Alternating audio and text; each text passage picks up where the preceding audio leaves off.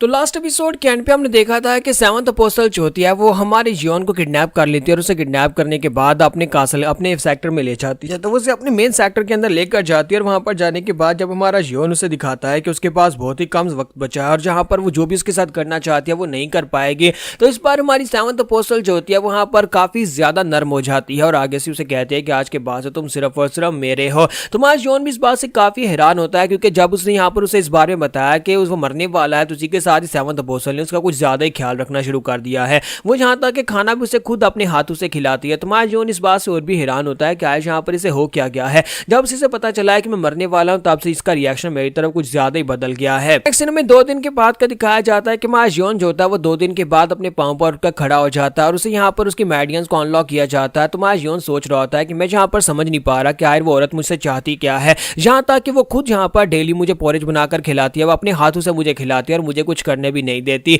आखिर वो यहाँ पर मुझे इस तरह से खिला पिला कर क्यों मोटा ताजा कर रही है? क्या वो मुझे भले का बकरा बनाना चाहती है या फिर वो यहाँ पर चेक कर रही है कि मेरे पास यहाँ पर ऐसा क्या है जो मैं उसे दे सकता हूँ? उसे इतना पता है कि मैं उनकी मार्शल आर्ट्स को बेहतर बना सकता हूँ और इसी मकसद के लिए उसने मुझे यहाँ पर जिंदा रखा हुआ है। लेकिन क्या उसे वाकई में लगता है कि मैं उसके लिए ये करूंगा? क्या मैं उसकी मार्शल आर्ट्स को बेहतर बनाने में उसकी मदद करूंगा? तो हमारा जियोन जो होता है वो सोच रहा होता है कि इसे यहाँ पर मुझसे यही चाहिए, लेकिन मैं यहाँ पर इतनी आसानी से उसके सामने हार कैसे मान सकता हूँ? मुझे समझ नहीं आ रही कि मैं यहाँ पर उसे पकड़ा कैसे गया और उसने मुझे पकड़कर यहाँ तक लेकर आ गई, यानी कि उसने मेरी पावर्स को ब्लॉक किया, मेरे मेडियन पॉइंट्स को ब्लॉक किया और मुझे जल्दी से जल्दी कुछ ऐसा करना होगा। मुझे यहाँ पर अपनी एनर्जी को रिकवर करना होगा ताकि मैं दोबारा अपने वाइटल पॉइंट्स को, प्रेशर पॉइंट्स को ब्लॉक होने से रोक सकूं। तो इसी के साथ ही वो वहां पर आती है और उसे कहते हैं तो फाइनली तुम उठ ही गए, तो चलो जल्दी से आप रेडी हो जाओ। और उसके लिए कपड़े लेकर आते हैं और उसे कहते हैं कि इस ड्रेस को पहन लो, मैं तुम्हें अपने ब्लड फ्लेम कल्ट के लीडर से मिलने के लिए लेकर चलती हूँ। तो ब्लड फ्लेम कल्ट के बारे में हमें बताया जाता है, यहाँ पर माजोन बताता है कि ब्लड फ्लेम कल्ट का जो लीडर है इस वक्त यहाँ पर बाकी के सभी पावरफुल ऑर्गेनाइजेशन के लीडर्स के बराबर है, शावलिन टेंपल के मास्टर के बराबर है, जहां तक कि रूइन फोर्ट्रेस की पावर लेवल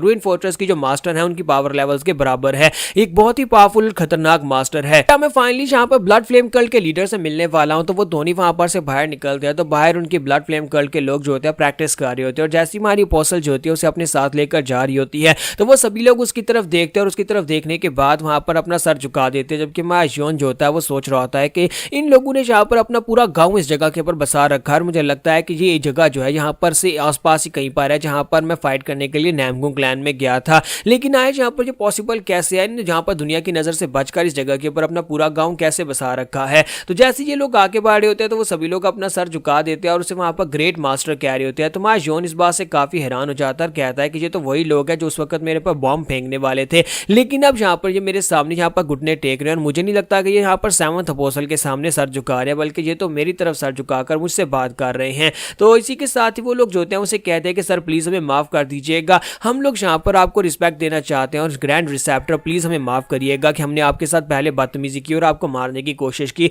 तो हमारा जियोन कहता है क्या तुम यहाँ पर मुझसे बात कर रहे हो? तो इसी के साथ ही उसे कहता है जी ग्रैंड रिसेप्टर, हम लोग यहाँ पर आप ही से बात कर रहे हैं। तो दूसरी तरफ सेवंथ अपोस्टल उसे कहते हैं कि चलो मैं यहाँ पर इन सभी से तुम्हें इंट्रोड्यूस करवाती हूँ जहाँ पर ज्यादातर लोग तुम्हारे बारे में नहीं जानते होंगे। तो सेवंथ अपोस्टल जो होती है सीढ़ी के ऊपर चढ़कर खड़ी हो जाती है और साथ ही उन लोगों से कहती है कि ये लड़का एक बहुत ही खास लड़का है जो कि यहाँ पर इतनी तेजी के साथ ग्रो हुआ है कि सिर्फ और सिर्फ 1 साल में इसने यहाँ पर रूइन फोर्ट्रेस के अंदर ब्लू रैंक को अचीव कर लिया और ये किसी भी मार्शल आर्ट्स को देखकर उसे कॉपी कर सकता है और किसी भी मार्शल आर्ट्स को इंप्रूव कर सकता है। और ये एक ऐसा इंसान है जो कि हमारी ब्लड फ्लेम कल्ट के लिए एक वरदान बनकर आया है। ये हमारी ब्लड फ्लेम कल्ट के अंदर तुम सभी लोगों के लिए जहाँ पर वो खास काम करने वाला है जो काम हम लोग पिछले सालों से नहीं कर पाए। तुम सभी लोग जानते हो कि ब्लड फ्लेम कल्ट के अंदर सुरख बाल जो होते हैं ये हमारे लिए बहुत ही बड़ी एक ऐसी कर्स की तरह, एक ऐसे बीमारी की तरह है जिसे हम लोग यहाँ पर ठीक करना चाहते हैं और ये लड़का यहाँ पर हमारे ब्लड फ्लेम आर्ट को ठीक करेगा, ब्लड फ्लेम आर्ट को अपग्रेड करेगा ताकि तुम लोग अपने लाल बालों से छुटकारा पा सको और तुम्हें भी यहाँ पर काले बाल मिल सके।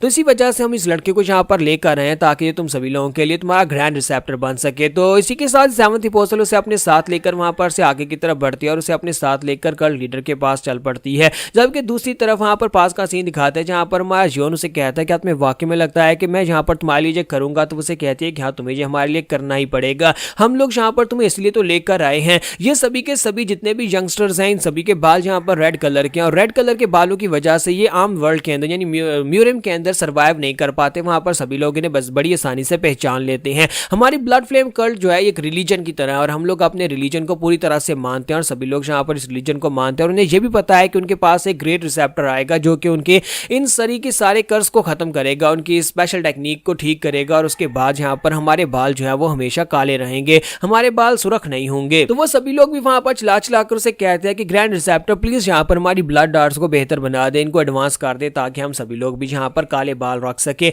और ताकि हम लोग यहाँ पर म्यूजियम के अंदर जा सके और कोई भी यहाँ पर हमें एक डीमन कहकर ना मारे। तो वो सभी लोग जो होते हैं वहां पर अपने लिए कह रहे होते हैं और हमारी जो अपोस्टल होती है वो सभी लोग उसे कह रही होती है कि हाँ हाँ क्यों नहीं, ये सभी तुम्हारे लिए यहाँ पर जरूर करेगा, ये तुम्हारी ब्लड डार्ट्स को बेहतर जरूर बनाएगा, तुम सभी लोगों को परेशान होने की जरूरत नहीं है। इसी के साथ ही वो लोग जो होते हैं अपने सेक्टर का वहां पर मोटो होता है उसे चिल्ला चिल्ला कर पुकारना शुरू कर देते हैं, वो बार बार एक ही लफ्ज कह रहे होते हैं और उसके बाद मायोन जो होता है वो सोच रहा होता है कि ये सभी लोग बस यहाँ पर अपने बालों को काला करवाना चाहते हैं, यानी कि अपनी ब्लड डार्ट्स को बेहतर बनाना चाहते हैं। इनकी ब्लड डार्ट्स ऐसी है जिसकी वजह से इनके बालों का कलर सुर्ख हो जाता है। तो सेवंथ अपोस्टल उसे कहते हैं कि चलो जल्दी से अब आ जा, मैं तुम्हें कल्ट लीडर से मिलवाती हूँ। तो यहीं पर से उसे अपने साथ लेकर कल्ट लीडर की तरफ आगे बढ़ती है, जहाँ पर मेन दरवाजे को खोला जाता है तो सामने उनका कल्ट लीडर बैठा होता है और वहीं पर उसके साथ वहां पर कुछ एल्डर्स होते हैं। तो कल्ट लीडर के अपने बाल सफेद कलर के होते हैं और ऐसा लगता है जैसे कि वो भी एक नोबल रेस से है। तो वो लड़का उसे कहता तो लड़के आ जाओ, मेरे पास आ जाओ। तो मायोन कहता तो क्या ये ब्लड फ्लेम कल्ट का लीडर है? इसे देखने के बाद मुझे यहाँ पर कोई प्रेशर महसूस नहीं हो रहा, मुझे लगता है कि ये भी हमारी फोर्ट्रेस लॉर्ड की तरह ही है। वहीं पर एक थर्ड अपोस्टल खड़ा होता है जो कि एक एल्डर होता है। तो वो इसे कहता है कि क्या तुमने यहाँ पर हमारे लीडर की बात सुनी नहीं? उन्होंने कहा कि नजदीक आओ।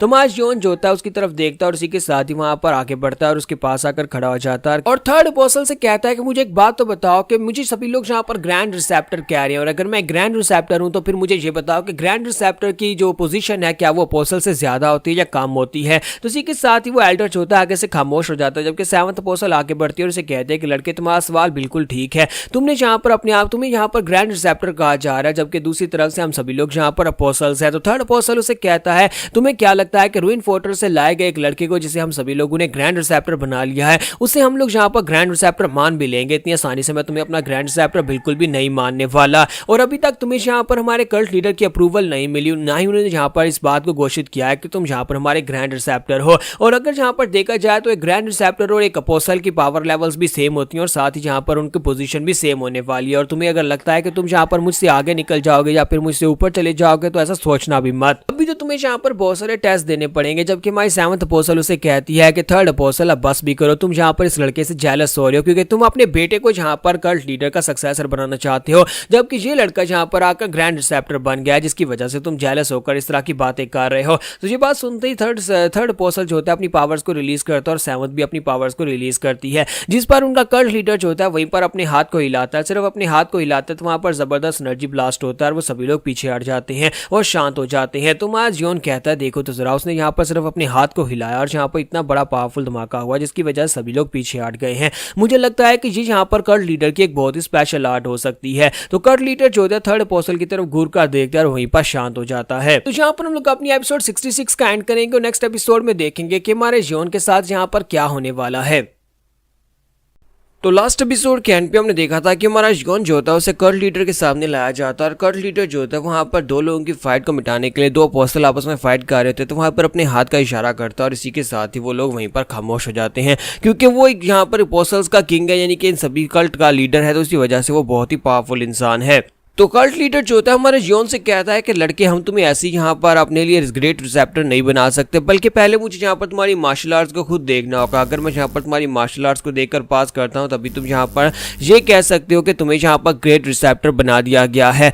मुझे नहीं पता कि तुमने सेवंथ अपोस्टल को किस तरह से कन्विंस किया है, लेकिन सेवंथ अपोस्टल तो हर वक्त सिर्फ तुम्हारे गुण गाती रहती है, यानी कि वो सिर्फ तुम्हारी तारीफें करती रहती है। लेकिन इसका मतलब ये नहीं है कि सिर्फ सेवंथ अपोस्टल की बात मानकर हम लोग तुम्हें यहाँ पर अपना ग्रैंड रिसेप्टर बना लें। तुम्हारा जियोन से कहता है कि अगर यहाँ पर ऐसी बात है तो फिर मुझे नहीं लगता कि यहाँ पर कोई लंबी चौड़ी बातें करने का कोई फायदा भी होगा। तो फिर ठीक है, अगर आपको मेरी मार्शल आर्ट से देखनी है तो फिर ठीक है, मैं दिखा देता हूँ। और इसी के साथ ही वो थर्ड अपोस्टल से कहता है कि आ जाओ और बताओ कि मुझे किस तरह से अपने आप को साबित करना है। तो इसी के साथ थर्ड अपोस्टल वहां पर अपनी एनर्जी को रिलीज करता है और एक बहुत ही पावरफुल बैरियर टाइप की एनर्जी रिलीज करता है। तो वहां पर एक गोल्ड कलर का बैरियर सब बनता है, एक डार्क एनर्जी स्फीयर बनता है। तो इसी के साथ ही हमारा जियोन जो होता है उस एनर्जी स्फीयर की तरफ देख रहा था और कहता है कि इसने यहाँ पर एक साथ अपनी एनर्जी को रिलीज किया है, इसकी मार्शल आर्ट जो है वो एनर्जी के साथ यहाँ पर मर्ज होकर एक बैरियर क्रिएट कर रही है और जो बैरियर इनर कोर एनर्जी के साथ बना है। तो इसी के साथ ही हमारा जियोन जो होता है उसको डिसाइफर करने की कोशिश में लग जाता है कि कैसे यहाँ पर इसको तोड़ा जाए, और इसी के साथ ही हमारे जियोन की एनर्जी जो होती है वहाँ पर रिलीज होना शुरू हो जाती है। तो वो सभी लोग देखकर काफी हैरान होते हैं कि ये लड़का तो वाकई में यहाँ पर इतनी एनर्जी को रिलीज कर रहा है जितनी एक ब्लैक रोब का मास्टर रिलीज कर सकता है। हालांकि ये भी ब्लैक रोब का मास्टर नहीं है, लेकिन इसके बावजूद इसने अचानक से अपनी एनर्जी को इस तरह से बढ़ा कैसे लिया है। तो कल्ट लीडर भी यही देख रहा होता है, उसी के साथ ही उसे कहते तो क्या तुम यहाँ पर इस टेस्ट को पास कर पाओगे। तो इसी के साथ ही भाई 7th अपोस्टल जो होती है हमारे जियोन को बताती है कि जब भी यहाँ पर हमारे राइजिंग जनरेशन के डिसाइपल्स को प्रमोट किया जाता है ब्लड मास्टर स्वर्ड्समैन में, तब उन्हें यहाँ पर इस टेस्ट को देना पड़ता है। अगर वो लोग यहाँ पर इस बैरियर के अंदर एक सेकंड भी रुक जाएं तभी वो यहाँ पर इस टेस्ट को पास कर लेते हैं। अगर तुम यहाँ पर इस बैरियर के अंदर जाकर एक सेकंड के लिए रुक जाओगे, यानी कि एक सेकंड तुम सांस ले पाओगे, तो तुम यहाँ पर इस टेस्ट को पास कर जाओगे। तुम्हारा जियोन उसे कहता है लेकिन तब क्या होगा अगर मैं यहाँ पर इस पूरे के पूरे बैरियर को ही फाड़ दूं। तो ये बात सुनने के बाद 7th अपोस्टल हैरान हो जाती है और कहती है कि ये इम्पॉसिबल है, ये पॉसिबल ही नहीं है। तुम्हारा जियोन उसे कहता है कि तुम्हारे लिए होगा, मेरे लिए नहीं। और इसी के साथ ही हमारा जियोन आगे बढ़ता है अपनी demon slaying gentle flowing strike technique को यूज करते हुए जाकर उस बैरियर के ऊपर अटैक कर देता है। जब उस बैरियर के ऊपर अटैक करता है तो उसका हाथ जो होता है बैरियर के आर पार होता है और इसी के साथ जो बैरियर जो होता है सेंटर से 2 हिस्सों में कट जाता है, वो वहीं पास से डिस्ट्रॉय हो जाता है। अब सभी देखने वाले काफी हैरान हो जाता है क्योंकि उनकी लाइफ में पहली बार ऐसा हुआ है कि किसी ने उनकी इस बैरियर टेक्निक को बड़ी आसानी के साथ 2 हिस्सों में काट दिया हो। तो वो लोग कहते हैं कि देखो तो जरा इस लड़के ने खुद से यहाँ पर एक मार्शल आर्ट्स क्रिएट की है, अपनी बनाई हुई मार्शल आर्ट्स की मदद से इसने यहाँ पर हमारे इस पावरफुल बैरियर को भी काट दिया है। इसका मतलब यह है कि ये वाकई में एक बहुत ही कमाल का जीनियस है और ये बहुत ज्यादा खतरनाक भी है।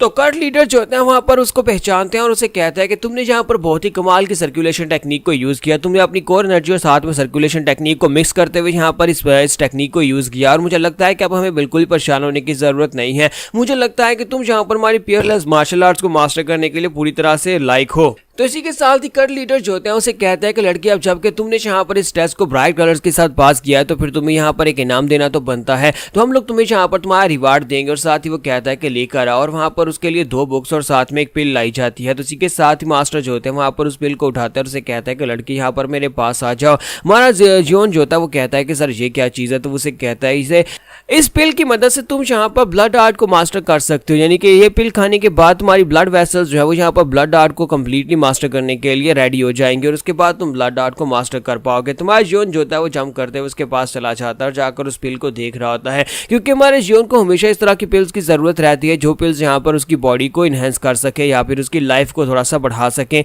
उसके पास वक्त बहुत ज्यादा कम है, तो अगर वो यहाँ पर ब्लड वेसल्स वाली इस टेक्निक को यूज करता है, इस पिल को खाता है, तो फिर हो सकता है कि उसकी लाइफ स्पैन थोड़ी सी बढ़ जाए। तुम्हारा जियोन उस पिल को अपने हाथ में पकड़कर खड़ा होता है, तो कल्ट लीडर उसे कहते हैं कि इस पिल को तुम फिलहाल के लिए बिल्कुल भी खा नहीं सकते हो, ना ही तुम इसे यूज कर सकते हो। जब तक तुम एक अपोस्टल के लेवल पर नहीं पहुंच जाते तब तक तुम इसे नहीं खा पाओगे। और साथ ही उसे कहते हैं कि ये पिल बहुत ज्यादा जरूरी है और इसके अंदर इतना ज्यादा तुम्हें दर्द होगा, जब इस पिल को तुम खाओगे तब तक तुम यहाँ पर यानी दर्द को बर्दाश्त करने के लायक तभी तुम बन सकते हो जब तुम्हारी बॉडी के अंदर रीजनरेशन की एबिलिटी आ जाए, क्योंकि तुम यहाँ पर जब तक ब्लड आर्ट्स को मास्टर नहीं करोगे तब तक तुम्हें रीजनरेशन की एबिलिटी नहीं मिलेगी, जैसी कि हमारे अपोस्टल्स के साथ होती है, हमारी ब्लड फ्लेम वॉरियर्स के पास होती है। तो कल्ट लीडर उसे कहता है कि जब तक तुम यहाँ पर इस पिल को खाने के लायक होगे, मुझे लगता है कि तब तक तुम हमें यहाँ पर एक मार्शल आर्ट्स बनाकर दे सकते हो, हमारी मार्शल आर्ट्स को इंप्रूव कर सकते हो, ताकि हम लोग यहाँ पर अपनी कमजोरी से निकल जाएं। तो उन्हें यहाँ पर अपने रेड बालों से छुटकारा चाहिए और साथ ही अपनी टेक्निक को बेहतर बनाना है। तुम्हारा जियोन जो होता है उसकी बात समझ रहा होता है, कहता है कि ये चाहता है कि मैं यहाँ पर इसके लिए इस पिल को बेहतर बनाऊं। और इसी के साथ ही हमारा जियोन सोच रहा होता है कि नामगुंग क्लैन के कमीने लोग जहाँ पर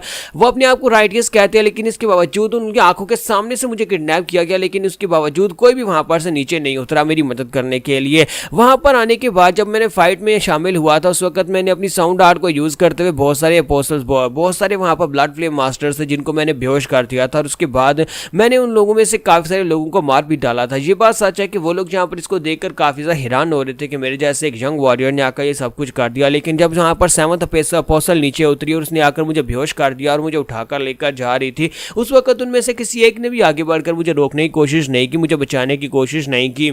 तो इसका मतलब यह है कि फिलहाल के लिए तो मुझे यहाँ पर बचाने के लिए सिर्फ और सिर्फ मेरे रूइन फोर्ट्रेस के लोग ही आ सकते हैं, इसके अलावा कोई यहाँ पर मुझे बचाने के लिए नहीं आएगा। लेकिन किसी को इस लोकेशन के बारे में नहीं पता तो वो भी यहाँ पर नहीं आ सकते, और जब तक मैं यहाँ पर अपने आप को अपोस्टल लेवल तक नहीं पहुंचा सकता तब तक मैं इस पिल को नहीं खा सकता, और अपोस्टल लेवल तक पहुंचाने का मतलब यह है कि तब तक मुझे अपने आप को ब्लैक रोब मास्टर बनाना होगा, और ब्लैक रोब मास्टर बनाने का मतलब यह है कि मैं यहाँ पर इनका गुलाम बनकर तब तक रहने वाला हूँ, और साथ इनके साथ मिलकर मुझे यहाँ पर इनकी मार्शल आर्ट्स को बेहतर करके देना होगा। मेरे पास पास और कोई चॉइस नहीं है। तो इसी के साथ ही कल्ट लीडर उसे कहते हैं कि ग्रैंड रिसेप्टर, मैं चाहता हूं कि जो तुम यहाँ पर टेक्निक अपग्रेड करने वाले हो उस टेक्निक के अंदर तुमने यहाँ पर डिमोनिक अशूरा ब्लड आर्ट को मास्टर करना और साथ ही तुम्हें यहाँ पर अपोस्टल की सीक्रेट आर्ट भी दी जाएगी, यानी कि तुम्हें ये दोनों टेक्निक्स दी जाएंगे और तुम्हें दोनों टेक्निक्स को मास्टर करना होगा और दोनों को यहाँ पर रीराइट करना होगा ताकि तुम इन दोनों टेक्निक्स को पहले से ज्यादा बेहतर बना सको। तो साथ ही उसे वहां पर बुक्स दी जाती है और कहा जाता है कि ये demonic Ashura blood art technique है, इसको मास्टर करने के बाद एक अपोस्टल्स की तरह तुम भी यहाँ पर अपनी बॉडी को रीजनरेट कर पाओगे।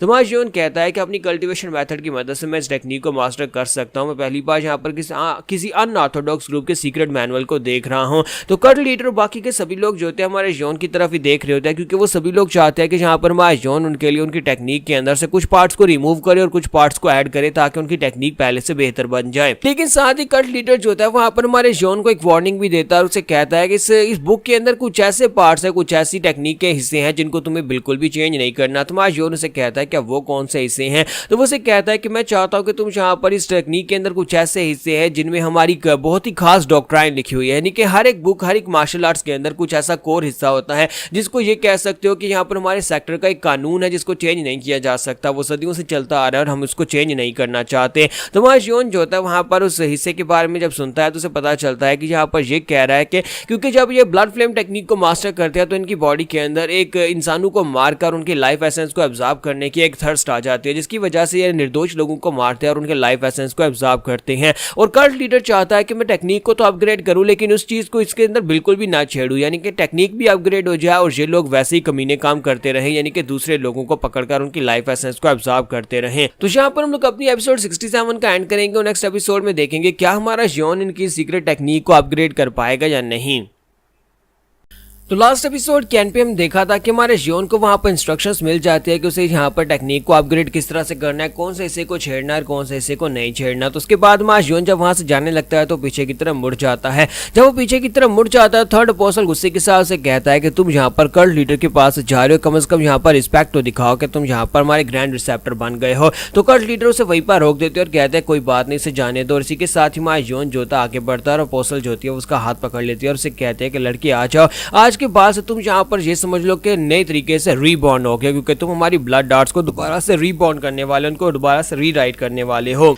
और साथ ही वो उससे पूछते हैं कि मुझे एक बात तो बताओ कि यहाँ पर इस टेक्निक को अपग्रेड करने में कितना समय लगेगा। तो माय जॉन इसके सवाल का कोई जवाब नहीं देता और साथ ही माय जॉन वहां से आगे बढ़ जाता है और कहता है कि मैं बस यहाँ पर से भागने का रास्ता ढूंढ लूँ, मैं जहाँ से भागने का रास्ता ढूंढ रहा हूँ कि कब मैं यहाँ पर से निकल कर जा सकूँ, मैं जहाँ पर इन लोगों के साथ ही इस जगह के ऊपर तो बिल्कुल भी नहीं रह सकता, मैं ब्लड फ्लेम कल्ट के साथ तो बिल्कुल भी इस जगह के ऊपर नहीं रहने वाला, ऐसे कमीने लोगों के साथ जिन लोगों ने मेरे पेरेंट्स को मारा था। और इसी के साथ ही माय जॉन जो था वापस रूम के अंदर आ जाता है जहाँ पर सेवंथ अपोस्टल उसी के साथ ही वहाँ पर रूम के अंदर होती है और उसे कहती है कि मुझे लगता है कि तुम यहाँ पर ये कर सकते हो, लेकिन तुम यहाँ पर डिमोनिक अशूरा ब्लड डार्ट को भी यहाँ पर रीमेड करने वाले हो, यानी कि उसको भी यहाँ पर दोबारा से ही रिकंस्ट्रक्ट करने वाले हो।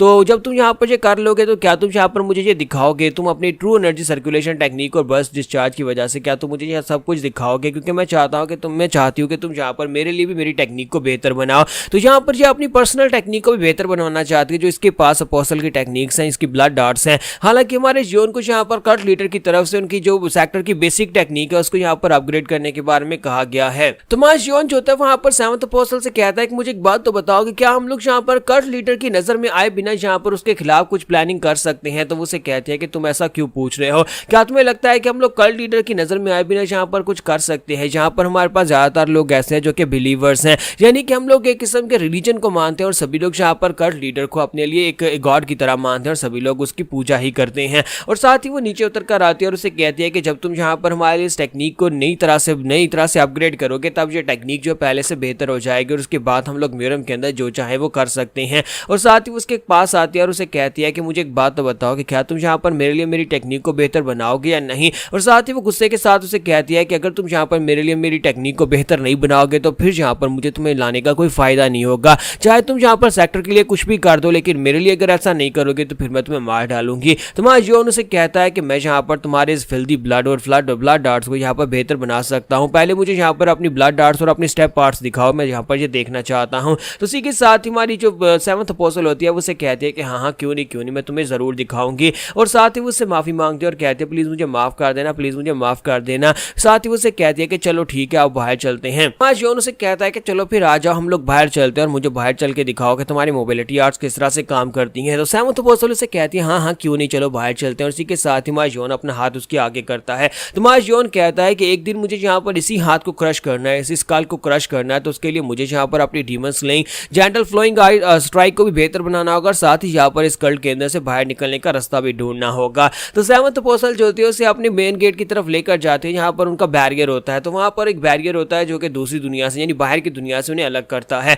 वो एक बहुत ही पावरफुल बैरियर होता है जिसकी वजह से पिछले कई सौ सालों से वो लोग यहाँ पर अपने घाव को छुपा कर बैठे हुए हैं और किसी को पता भी नहीं चला। हालांकि ये ज्यादा दूर नहीं है, म्यूरियम के अंदर ही है। तो जॉन जाकर उस बैरियर को हाथ लगाता है और उसको चेक करता है। तो वो उसे कहता है कि ये बैरियर तो बहुत ज्यादा स्ट्रॉन्गर है। तो वो उसे कहती है हाँ ये बैरियर पिछले 100 साल से यहाँ पर है। इस बैरियर के अंदर किसी ने अपनी एनर्जी को इम्प्लांट किया हुआ, यानी कि हमारे पास पहले जो अपोस्टल्स हुए करते थे उनमें से एक बहुत ही ग्रैंड रिसेप्टर ने ये किया था, उसने इस बैरियर को बनाया था, तब से ये बैरियर यहाँ पर है। तो जॉन उस बैरियर को चेक करने के लिए वहीं पर बैठ जाता है। जब किसी के साथ ही हमारी सेवंथ अपोस्टल उसे कहती है कि चाहे तुम कुछ भी कर लो लेकिन तुम यहाँ पर इस बैरियर को नहीं तोड़ पाओगे, इस बैरियर को तोड़ना नामुमकिन है। हालांकि इस बैरियर को बनाए हुए 100 साल से भी ज्यादा हो चुके हैं लेकिन ये बैरियर और भी ज्यादा मजबूत होता जा रहा है। तुम्हारा जॉन जो होता है इस बैरियर को चेक कर रहा था और साथ से महसूस होता है कि इस बैरियर को किस तरह से बनाया गया और इसकी एनर्जी कोर क्या है। और हमारा जॉन वहीं पर मुस्कुराना शुरू कर देता है और कहता है कि फाइनली यहाँ पर मुझे पता चल चुका है, इसने यहाँ पर खुद ही मुझे अपनी कमजोरी बता दी ये बैरियर दिखाकर। अब मेरे पास यहाँ पर एक रास्ता है इस बैरियर के अंदर से निकलने का और मैं इस बैरियर को भी तोड़ डालूंगा और साथ ही यहाँ पर अपनी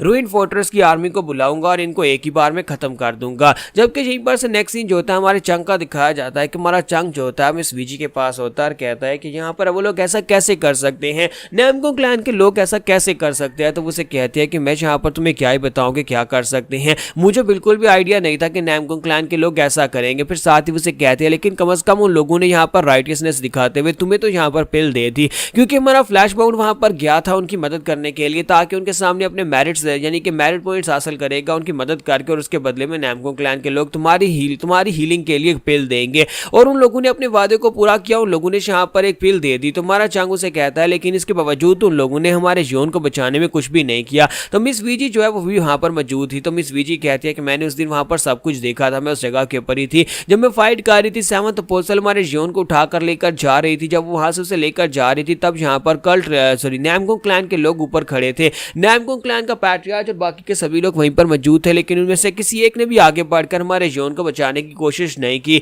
इसका मतलब यह है कि वो लोग चाहते ही नहीं है कि यहाँ पर जॉन को बचाया जाए। इसका मतलब यह है कि वो जॉन को मरने देना चाहते थे। उन्हें भी अच्छी तरह से पता है कि रूइन फोर्ट्रेस के अंदर फ्लैश बाउंड जो है वो यहाँ पर रूइन फोर्ट्रेस में काफी ज्यादा स्ट्रॉन्गर और एक राइजिंग जीनियस है जो आगे जाकर उनके लिए भी एक खतरा बन सकता है। इसी वजह से उन लोगों ने पहले ही अपने एक दुश्मन को कम कर दिया है। नैमकोंग क्लैन के लोगों को हम लोग समझते थे कि वो लोग राइटियस लोग हैं, अपराइट लोग हैं, लेकिन वो भी यहाँ पर कमीने निकले। जब किसी के साथ ही वहाँ पर ब्लू आई डीमन आता है और उसे कहता है कि मुझे बताओ कि यहाँ पर की सिचुएशन क्या है, तुम ठीक हो? तो चंग उसे कहता है कि हाँ मैं तो ठीक हूँ। फिर साथ ही वहाँ चंग उनसे कहता है कि मैंने यहाँ पर शावलिन मार्शल मॉन्क्स और इसके साथ साथ मैंने यहाँ पर काफी सारे दूसरे सेक्टर्स जिनमें माउंट हुआ सेक्टर के डिसाइपल्स, प्लम ब्लॉसम स्वर्ड्समैन और साथ में यहाँ पर नैमकोंग क्लैन के लोगों को भी शामिल किया और हम लोगों ने यहाँ पर गवर्नमेंट की अप्रूवल भी ले ली है। यानी कि हमारे पास अब यहाँ पर काफी बड़ी फोर्सेज आ चुकी हैं। हम लोग ब्लड फ्लेम कल्ट के बेस को ढूंढेंगे और उनके ऊपर जाकर अटैक करके जॉन को वहां पर जिंदा वापस लेकर आएंगे और उनको बचाएंगे। तुम्हारा चंग उसे कहता है कि क्या तुम्हें लगता है कि हम लोग इन फोर्सेज के साथ ये मिशन पूरा कर पाएंगे, क्योंकि हमने जल्दबाजी में यहाँ पर ये फोर्सेज इकट्ठी की हैं। तो उसे कहता है कि हाँ क्यों नहीं। तो चंग उसे कहता है लेकिन अगर हम लोग यहाँ पर अपने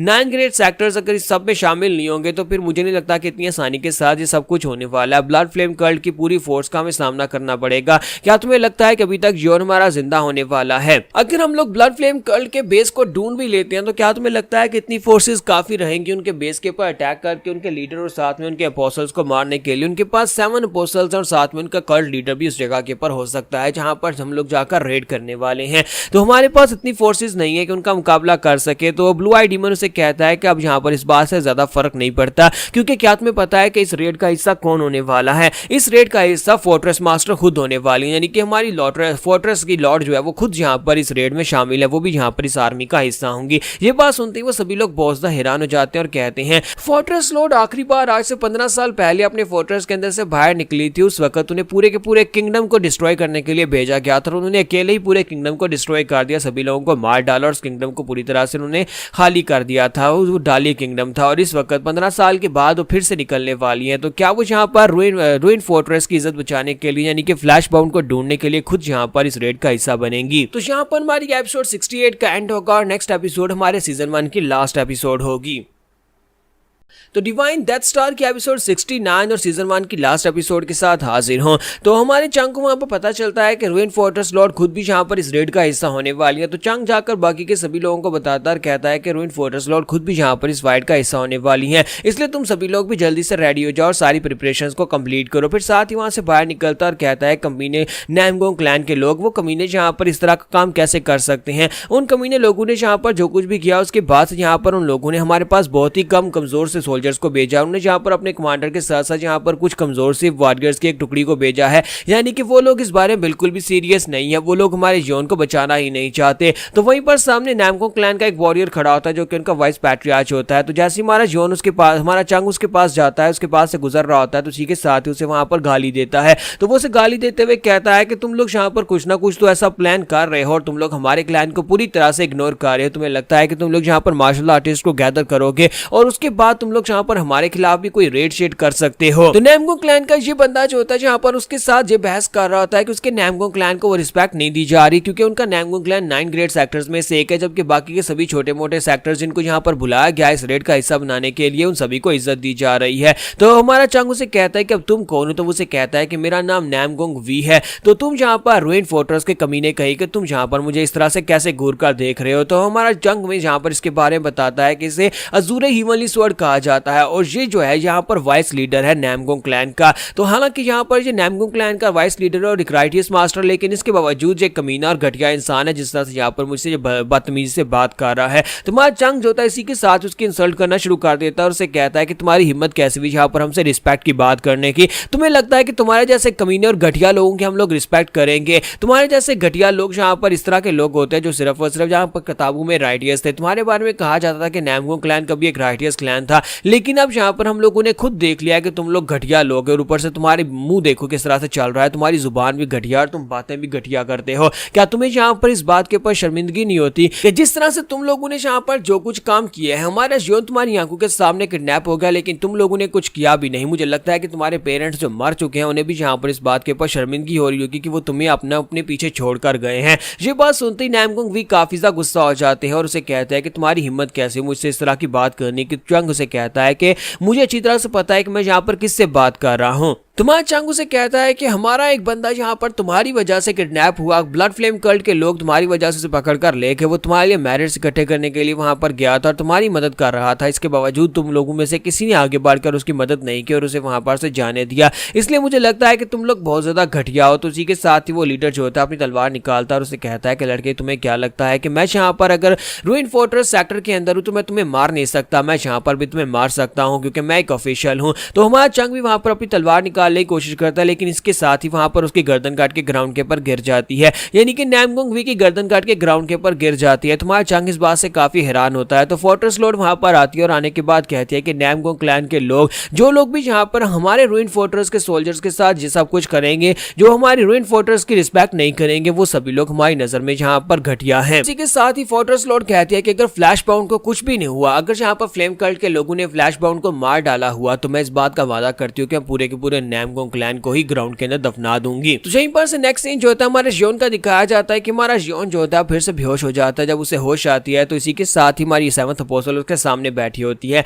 तो हमारा जियोन कहता है ये कमीनी हर बार यहाँ पर मेरी ब्लड मेरे प्रेशर पॉइंट्स को कैसे यहाँ पर सील कर देती है, मुझे पता भी नहीं चलता और ये मेरे प्रेशर पॉइंट्स को सील करके मुझे फिर से यहाँ पर बिस्तर के ऊपर डाल देती है। तो हमारा जियोन उसे कहता है कि तुम्हें क्या लगता है कि तुम ये क्या कर रही हो। तो उसे कहते हैं कि मैं तो यहाँ पर तुम्हारी एक पिक्चर बना रही थी, मैंने तुम्हारे मेडियन पॉइंट्स को खुद से सील किया था ताकि तुम यहाँ पर ज्यादा हिलो जुलो नहीं, ताकि मैं तुम्हारी एक पिक्चर बना सकूं। देखो यहाँ पर मैंने क्या किया है, मैंने तुम्हारी एक बहुत ही कमाल की डायग्राम बनाई है। तो उसने यहाँ पर उसकी डायग्राम और पिक्चर बनाई होती है जिसके अंदर उसने उसके मेडियन पॉइंट्स और उसकी पूरी बॉडी के हर एक जॉइंट के बारे में लिखा होता है। उसने अपनी एनर्जी उसकी बॉडी के अंदर डाली थी और उस एनर्जी के साथ उसकी पूरी बॉडी की यहाँ पर उसने ऑब्जर्व कर लिया। तुम्हारा जियोन कहता है कि इसने मुझे बेहोश किया और उसके बाद अपनी कोर एनर्जी मेरी बॉडी के अंदर डालकर इसने मेरी डायग्राम पिक्चर बना दी है। तो इसी के साथ ही मास्टर से कहती है कि ये बहुत ही कमाल का ट्रेजर होने वाला है, हम लोग इसे अपने पास संभाल कर रखेंगे और बाद में इसे स्टडी करेंगे। सेवंथ अपोस्टल उसे कहते हैं कि मुझे लगता है कि हम लोग यहाँ पर इस पिक्चर को स्टडी करने के बाद हो सकता है कि तुम्हारे मरने के बाद हम अपने पास से किसी ऐसे डिसाइपल को क्रिएट कर सके जो कि तुम्हारी इस सारी की सारी टेक्निक को मिमिक कर सके और तुम्हारी तरह यहाँ पर मार्शल आर्ट्स बना सके। तो हमारा जॉन से कहता है कि तुम्हें वाकई में लगता है कि तुम लोग ये कर पाओगे, तुम लोग तो वाकई में अनऑर्थोडॉक्स कचरे हो। और इसी के साथ ही हमारा जॉन जो होता है वहां पर अपनी आंखें बंद कर लेता है। हमारा जॉन अपनी आंखें बंद करता है और वहीं पर से अपने इनर सेल्फ के अंदर चला जाता है जहां पर वो इसकी जो मेरिडियन पॉइंट्स को इसने ब्लॉक किया उनको अनलॉक करने की कोशिश करता है। तो जॉन के सामने वहां पर एक बड़ा सा ब्लैक कलर का एनर्जी स्फीयर होता है जो कि कनेक्टेड होता है आसपास की वेन्स के साथ। तुम्हारा जॉन जाता है और उसके सामने जाकर खड़ा हो जाता है और कहता है कि मुझे लगता है कि मैं यहाँ पर अपनी टेक्निक के साथ इस टेक्निक को बर्स्ट कर सकता हूँ, मैं इसको तोड़ सकता हूँ। हमारे जॉन को अब यहाँ पर इस टेक्निक का ब्रेक थ्रू मिल चुका है, वो कैसे इस टेक्निक को अपग्रेड कर सकता है और साथ उसे रीजनरेशन एबिलिटी के बारे में पता चल चुका है क्योंकि हमारे जॉन ने उन बुक्स को पढ़ा था और बुक्स को पढ़ने के बाद से यहाँ पर इतना तो पता चल चुका है कि ब्लड फ्लेम आर्ट कैसे काम करती हैं और ब्लड फ्लेम आर्ट के साथ कैसे अपनी बॉडी को रीजनरेट करती है। तो सेवंथ अपोस्टल उसे कह रही होती है कि मैं तुमसे पूछ रही हूँ कि तुम यहाँ पर कर क्या रहे हो। तो हमारा जॉन उसे कहता है कि मैं तुम्हारी मार्शल आर्ट्स को बेहतर बनाने की कोशिश कर रहा हूँ, तुमने तो कहा था कि तुम्हारी मार्शल आर्ट्स को बेहतर बनाना है, इसी वजह से मैं इसको यहाँ पर ट्राई कर रहा हूँ। तो हमारी सेवंथ अपोस्टल बहुत ज़्यादा खुश हो जाती है और कहती है कि वाकई में तुम ये कर रहे हो, मुझे लगता है कि तुम यहाँ पर ये कर लोगे, मुझे लगा ही था कि तुम हमारी मार्शल आर्ट्स को बेहतर बनाकर दे सकते हो। और साथ ही वो उसे कहती है कि अगर ऐसी बात है तो तुमने कब इसको सीख लिया, यानी कि तुम्हारे पास तो यहाँ पर ज्यादा वक्त भी नहीं था। और साथ ही हमारी अपोस्टल उसे कहती है कि मैं चाहती हूँ कि तुम यहाँ पर पहले मेरी डिमोनिक अशोरा ब्लड आर्ट को बेहतर बनाओ, इससे पहले कि तुम ब्लड सरपासिंग आर्ट जो कि हमारे कल्ट लीडर ने तुम्हें बेहतर बनाने के लिए कहा है उसको यहाँ पर बेहतर बनाओ, क्योंकि ये दोनों यहाँ पर अपने मकसद के लिए काम कर रहे होते हैं। कल्ट लीडर उसे यहाँ पर अपने कल्ट की स्पेशल टेक्निक को अपग्रेड करने के लिए लेकर आए थे, जबकि सेवंथ अपोस्टल उसे अपनी ब्लड अशोरा टेक्निक को बेहतर बनाने के लिए लेकर आई है। और इसी के साथ ही हमारा जॉन जो होता है वहां पर उसका हाथ साइड के ऊपर हटाता और उठकर बैठ जाता है। उसे कहते हैं कि तुमने ये कैसे कर लिया, मैंने जहां पर तुम्हारे मेरिडियन पॉइंट्स को ब्लॉक किया था। तुम्हारा जॉन उसे कहता है कि मैंने तुम्हें कहा कि मैंने तुम्हारी ब्लड अशोरा डिमोनिक कार्ड को बेहतर बना दिया है। तो इस बात से वो काफी ज्यादा खुश हो जाते हैं और कहते हैं कि देखो मैं तुम्हारे लिए क्या लेकर आई हूँ। वो उसके लिए प्योर ब्लड रोब लेकर आई होती है और उसे कहते हैं कि ये खास तौर पर तुम्हारे लिए है और तुम यहाँ पर इसको पहनकर बाहर निकलोगे तो सभी लोग यहाँ पर तुम्हें ग्रैंड रिसेप्टर की रिस्पेक्ट देने वाले हैं। तुम्हारा जॉन उसकी बात सुनने के बाद उस ब्लड रोब को पहनता नहीं है और कहता है कि देखो तो जना यहाँ पर एक बहुत ही रेयर आइटम है, यानी कि इस तरह के ब्लड रोब जो है वो एक डिवाइन वेपन की तरह है, बहुत सारी तलवारों के अटैक्स को इस रोब के साथ ही रोका जा सकता है। हमारा जॉन उसे कहता है कि चलो बाहर चलते हैं और इसी के साथ ही हमारा जॉन चौथा उठकर बाहर चला जाता है, जबकि इसी के साथ ही वो उसे कहती है कि क्या तुम अभी भी यहाँ पर रूइन फोर्ट्रेस के पास वापस जाना चाहते हो। तो हमारा जॉन उसकी बात सुनने के बाद कुछ भी जवाब नहीं देता, लेकिन साथ ही वो सोच रहा होता है कि कल से मैंने यहाँ पर एक नया काम शुरू किया है, मैं जहाँ पर उस बैरियर के साथ अपनी एनर्जी को मैं इंटर कर रहा हूँ, यानी जब भी मैं बैरियर के करीब जाता हूँ वहां पर जाकर मैं अपनी कोर एनर्जी को बैरियर के अंदर इंटर करता हूँ और मुझे यहाँ पर अलग अलग जगहों के ऊपर जाने के बाद अपनी कोर एनर्जी को बैरियर के अंदर डालना होगा ताकि मैं यहाँ पर उस बैरियर को कमजोर करके उसको तोड़ सकूं। तो जैसे ही वो मेन हॉल की तरफ बाहर निकलता है तो वहां पर एक लड़का जो होता है सभी लोगों को प्रीच दे रहा होता है, सभी वॉरियर्स को वहां पर वो उनके सामने खड़े होकर अपोस्टल के बारे में बता रहा होता है। जैसे वो यहाँ पर हमारे जॉन को देखता है वो उसकी तारीफें करना शुरू कर देता है। तो सेवंथ अपोस्टल उसे बताती है कि कल तुमने थर्ड अपोस्टल को देखा था ना, ये थर्ड अपोस्टल का बेटा है और ये यहाँ पर खुद एक ग्रैंड रिसेप्टर बनना चाहता था लेकिन अफसोस ये बन नहीं पाया। तो इसी के साथ ही वहां पर उन सभी के सामने वहां पर तारीफें कर रहा था ग्रैंड रिसेप्टर की और उनसे कहता है कि वो देखो हमारे ग्रैंड रिसेप्टर यहाँ पर आ चुके हैं, मैं चाहता हूँ कि तुम सभी लोग यहाँ पर उससे डिमांड करो कि वो हमारे सामने यहाँ पर कोई मिरेकल दिखाए। उसे यहाँ पर आए हुए तकरीबन एक हफ्ता हो चुका है और हम लोग चाहते हैं कि वो यहाँ पर हमें कोई मिरेकल दिखाए, हम लोग देखना चाहते हैं कि हमारा ग्रैंड रिसेप्टर क्या कर सकता है। और वो सभी लोगों को जानबूझकर वहां पर पंप करने की कोशिश कर रहा था हमारे जॉन को इंसल्ट करने की वजह से, यानी कि अगर यहाँ पर हमारा जॉन उनके सामने कुछ भी नहीं दिखा पाएगा तो हमारे जॉन की काफी ज्यादा इंसल्ट हो जाएगी। तुम्हारा जॉन कहता है कमीना कहीं का जानबूझकर यहाँ पर इस तरह की बातें कर रहा है ताकि मैं यहाँ पर इन सभी के सामने शर्मिंदा हो जाऊं। और वो लड़का पीछे खड़ा वहां पर मुस्कुरा रहा होता है, लेकिन हमारा जॉन जो होता है इसी के साथ ही वहां पर सेवंथ अपोस्टल के पास से वो ब्लड वाला रोब ले लेता है और उसे कहता है कि ये मुझे दे दो और वो उसे पहन लेता है और कहता है कि तुम सभी लोग यहाँ पर ग्रैंड रिसेप्टर के मिरेकल को देखना चाहते हो, तुम लोग देखना चाहते हो कि मैं यहाँ पर क्या कर सकता हूँ, जरा गौर से देखना। और इसी के साथ ही हमारा जॉन जो होता है उनके सामने डिमोनिक अशूरा ब्लड आर्ट को रिलीज करता है। जैसे ही वो उनके सामने वहां पर ब्लड अशूरा डिमोनिक आर्ट को रिलीज करता है तो वो सभी लोग बहुत ज्यादा हैरान रह जाते हैं और कहते हैं कि इस लड़के ने तो वाकई में यहाँ पर सिर्फ कुछ ही दिनों में इस टेक्निक को मास्टर कर लिया, इसका मतलब यह है कि ये पूरी तरह से हमारा ग्रैंड रिसेप्टर बनने के लायक है और ये हमारी टेक्निक को अपग्रेड करने के बाद हम सभी लोगों को म्यूरियम के अंदर आजादी दे सकता है। तो यहाँ पर हमारी एपिसोड 69 का एंड हो जाता है और जब नेक्स्ट सीजन की एपिसोड्स आएंगी तो उनको भी एक्सप्लेन किया जाएगा। फिलहाल के लिए यहीं पर खत्म होगा। तो गाइस कैसे हैं आप सब लोग। डिवाइन डेथ स्टार की एपिसोड 70 के साथ हाजिर हो। तो लास्ट एपिसोड के एंड पे हमने देखा था कि हमारा जॉन जो होता है वहां पर उनके सामने उनकी ब्लड आर्ट्स को रिलीज करता है ताकि उन सभी के सामने इस बात को साबित कर सके कि वो उनके लिए जहां पर उनका ग्रेट रिसेप्टर बनकर आया है। तो ग्रैंड रिसेप्टर की तरह वो उनकी पावर्स को रिलीज करता है। ये देखने के बाद सभी ब्लड कल्टिस्ट जो होते हैं वो हैरान हो जाते हैं। यहाँ तक कि थर्ड अपोस्टल का जो भतीजा होता है वो भी इस बात से काफी हैरान होता है। तो वहां पर जितने भी कल्टिस्ट होते हैं वो सारे तो उसके सामने घुटने टेक देते हैं और उसे अपना ग्रैंड रिसेप्टर कहकर पुकारना शुरू कर देते हैं और उसे कहते हैं कि प्लीज यहाँ पर अपनी पावर्स हमारे पर बिस्टो करो, हमारे इन सुरख बालू को काला कर दो ताकि हम सभी लोग यहाँ से निकलकर बीजिंग में जाकर अपने मिशन को पूरा कर सके, यानी कि हम लोग पूरे चाइना के ऊपर कब्जा कर सकें। हमारा जियोन जो होता है वो जानबूझकर वहां पर अपनी पावर्स को उनके सामने शो ऑफ करवाता है क्योंकि थर्ड अपोस्टल के भतीजे ने जानबूझकर उसे यहाँ पर कहा था कि तुम इन सभी के सामने अपनी पावर्स को रिलीज करो। तो जियोन उसके बाद वहां पर से सेवंथ अपोस्टल के साथ आगे बढ़ जाता है। तो सेवंथ अपोस्टल उसे कहती है कि मुझे तो वाकई में यकीन नहीं हो रहा कि तुमने सिर्फ और सिर्फ कुछ ही दिनों में ये सब कुछ अचीव कर लिया, तुमने यहाँ पर इस पावर्स को रिलीज कर दिया है। तो उसे कह दिया कि मुझे यहाँ पर इस बात के ऊपर कोई शक नहीं था कि तुम एक कमाल के मार्शल मास्टर और तुम एक बहुत ही कमाल के जीनियस हो जो कि किसी भी मार्शल आर्ट्स को रिक्रिएट कर सकते हो। मुझे लगता है कि ना सिर्फ तुम मार्शल आर्ट्स को बना सकते हो बल्कि तुम्हारी खुद की बॉडी भी इतनी ज्यादा स्पेशल है कि तुम किसी भी मार्शल आर्ट्स को परफॉर्म कर सकते हो। तो हमारा जियोन उसे कहता है कि आज के बाद से मुझे यहाँ पर तुम्हारे पूरे हेडक्वार्टर के आसपास हर एक जगह का मुआयना करना होगा, हर एक जगह के अंदर हर एक जगह की यानी स्ट्रक्चर है उनको भी देखना होगा और अपनी एनर्जी को उनके अंदर इम्ब्यूट करके उसको सेंस करना होगा। तो उसे कहती है लेकिन ऐसा क्यों? तो हमारा योन उसे कहता है क्योंकि मुझे यहाँ पर हर एक जगह के बारे में नॉलेज चाहिए होगी। मैं सिर्फ और सिर्फ एक रूम के अंदर बैठ के कल्टीवेट करके तुम्हारी ब्लड ट्रांसफॉर्मेशन आर्ट को मास्टर नहीं कर सकता। अगर मुझे यहाँ पर तुम्हारी ब्लड ट्रांसफॉर्मेशन आर्ट को कंप्लीट करना है तो उसके लिए मुझे यहाँ पर तुम्हारे पूरे हेडक्वार्टर के अंदर जो फैली हुई एनर्जी है उस सारी एनर्जी को चेक करना होगा और सारी की सारी एनर्जी को एक दूसरे के साथ लिंक करना होगा। अगर तुम्हें इस बात से कोई दिक्कत है तो फिर मैं एक कमरे के अंदर बैठा रहता हूँ, लेकिन मैं तुम्हें इस बात की गारंटी देता हूँ कि ऐसा कुछ भी नहीं होगा और मैं यहाँ पर जल्दी से तुम्हारी ब्लड ट्रांसफॉर्मेशन आर्ट को कंप्लीट नहीं कर पाऊंगा। तो इसी के साथ ही सेवंथ अपोस्टल उसकी बात सुनने के बाद कहते हैं क्या तुम वाकई में यहाँ पर डिमोनिक अशूरा ब्लड आर्ट को भी कंप्लीट कर सकते हो? तुम्हारा जॉन कहता है कि हाँ, तुमने स्पेशल रिक्वेस्ट की थी कि मैं तुम्हारी अशूरा आर्ट को भी पहले से बेहतर बनाऊं और उसको भी यहाँ पर अपग्रेड करूं, तो मैं तुम्हारे लिए वो भी करके दूंगा, लेकिन उसके लिए मुझे यहाँ पर पूरे हेडक्वार्टर के अंदर जगह जगह के ऊपर जाकर एनर्जी को इम्ब्यूट करना होगा। सेवंथ अपोस्टल जब उसकी ये बात सुनती है कि वो उसके लिए भी यहाँ पर उसकी मार्शल आर्ट्स को अपग्रेड करेगा तो बहुत ज्यादा खुश हो जाती है और कहती है कि अगर तुम यहाँ पर मेरी मार्शल आर्ट्स को मॉडिफाई करोगे और उनको अपग्रेड करोगे तो मुझे इस बात से कोई दिक्कत नहीं है, बल्कि मैं पर्सनली तुम्हें हर जगह के ऊपर लेकर जाऊंगी, हेडक्वार्टर्स के कोने कोने में लेकर जाऊंगी जहां पर जाकर तुम किसी भी स्ट्रक्चर को जाकर मुआयना कर सकते हो, उसको देख सकते हो। तुम्हारा जॉन कहता है चलो फिर ठीक है, अब यहाँ पर पहले कोर्टयार्ड से स्टार्ट करते हैं। तो वो कल्ट लीडर के पैलेस की तरफ चला जाता है जहां पर जाने के बाद वो पिलर के ऊपर अपनी एनर्जी डालता है। असल में हमारे जॉन का प्लान जो होता है कि वो पूरे पैलेस के अंदर यानी पूरा जितना भी उनका डिमोनिक कल्ट है उस कल्ट के अंदर जगह जगह के ऊपर अपनी एनर्जी को इम्ब्यूट करेगा और उनकी जो आउटर वॉल्स उनको कमजोर करने के लिए अपनी एनर्जी उसके अंदर इम्ब्यूट करता रहेगा। वो बस इनको बेवकूफ बनाने की कोशिश कर रहा है कि वो बस यहाँ वो ये कर रहा है कि वो इनकी एनर्जी को चेक कर रहा है, लेकिन असल में वो अपने मिशन के ऊपर होता है कि कैसे वो यहाँ पर उस बैरियर को तोड़कर इनके डिमोनिक कल्ट से ब्लड निकलकर बाहर जा सके।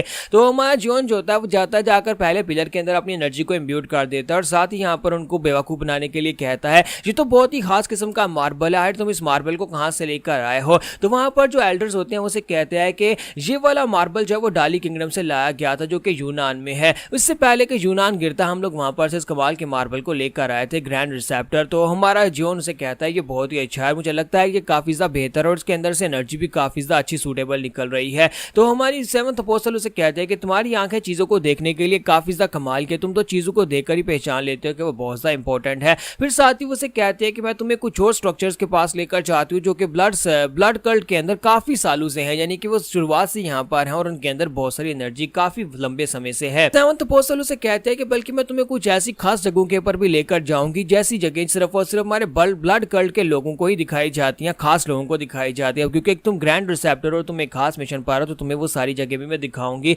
तुम्हारा जॉन तो सही सोच रहा था कि हाँ मुझे खास जगह दिखाओ जहां पर मैं अपनी एनर्जी को इम्ब्यूट करके तुम्हारे इस आउटर वॉल को कमजोर कर सकूं। हमारा जॉन पूरा दिन उसके साथ जगह जगह के ऊपर जाता है और जगह जगह के ऊपर जाकर छतों के ऊपर, पिलर्स के अंदर और दीवारों के अंदर और फर्श के ऊपर अपनी एनर्जी को इम्ब्यूट करता जाता है। और उसके बाद हमारा जॉन जो होता है 1 महीने के बाद का सीन दिखाता है कि वो बैठा बैठा अपनी एनर्जी को महसूस कर रहा था और कहता है कि मैंने यहाँ पर अपनी प्रिपरेशंस को तकरीबन कंप्लीट कर दिया है, मैंने इस पूरे ब्लड कल्ट के अंदर जगह जगह के ऊपर अपनी एनर्जी को इम्ब्यूट कर दिया हुआ है और सारी की सारी एनर्जी को अगर एक साथ एक्टिवेट किया जाए तो बाहर की दुनिया के लोगों को सिग्नल दिया जा सकता है, जैसे कि मेरी मास्टर को सिग्नल दिया जा सकता है। अगर उन लोगों को इस बारे में सिग्नल दिया जाए तो वो लोग यहाँ पर जगह जगह पर पहुंच जाएंगे और हो सकता है कि बैरियर को भी तोड़ने का कोई तरीका ढूंढ निकाले। ठीक है, साथ ही हमारा जॉन वहां पर बैठा कल्टीवेट कर रहा होता है तो सेवंथ अपोस्टल उसके पास आती है और उसके पास आने के बाद उसे कहती है कि क्या तुम्हें पता है कि इस वक्त यहाँ पर बाहर की दुनिया में क्या हो रहा है। जोंगनेन सेक्टर, माउंट हुआ सेक्टर के लोग जो है वो इस वक्त बाहर हैं, जहाँ तक कि शाओलिन टेम्पल के लोग भी उनके साथ हैं। वो सभी के सभी लोग अपनी आर्मी बनाकर तकरीबन 5000 के करीब लोग हैं जो कि इस वक्त बाहर खड़े हैं। पता नहीं क्यों लोगों ने यहाँ पर अपनी आर्मी बनाई है और वो अपनी आर्मी को लेकर यहीं पर इसी हमारे बैरियर के पास से गुजर कर जाने वाले हैं। और सिर्फ इतना ही नहीं है बल्कि उन 5000 के लोगों की आर्मी में रूइन फोर्ट्रेस से भी कुछ मास्टर्स हैं जो कि ब्लू रोब के और उसमें कुछ ब्लैक रोब के कमांडर्स भी हैं, वो सारे भी यहीं पर से गुजर कर जाने वाले हैं। तो हमारा जॉन सोच रहा होता है कि मुझे लगता है कि यहाँ पर ये सब कुछ मेरी वजह से हो रहा है, वो मुझे ढूंढने के लिए यहाँ पर ये सब कुछ कर रहे होंगे। लेकिन क्या वो लोग यहाँ पर इस बैरियर को डिटेक्ट कर पाएंगे? लेकिन क्या वो यहाँ पर ब्लड कल्ट के अंदर घुस पाएंगे? क्योंकि वो लोग तो बस यहाँ पर चुपचाप गुजर कर चले जाएंगे।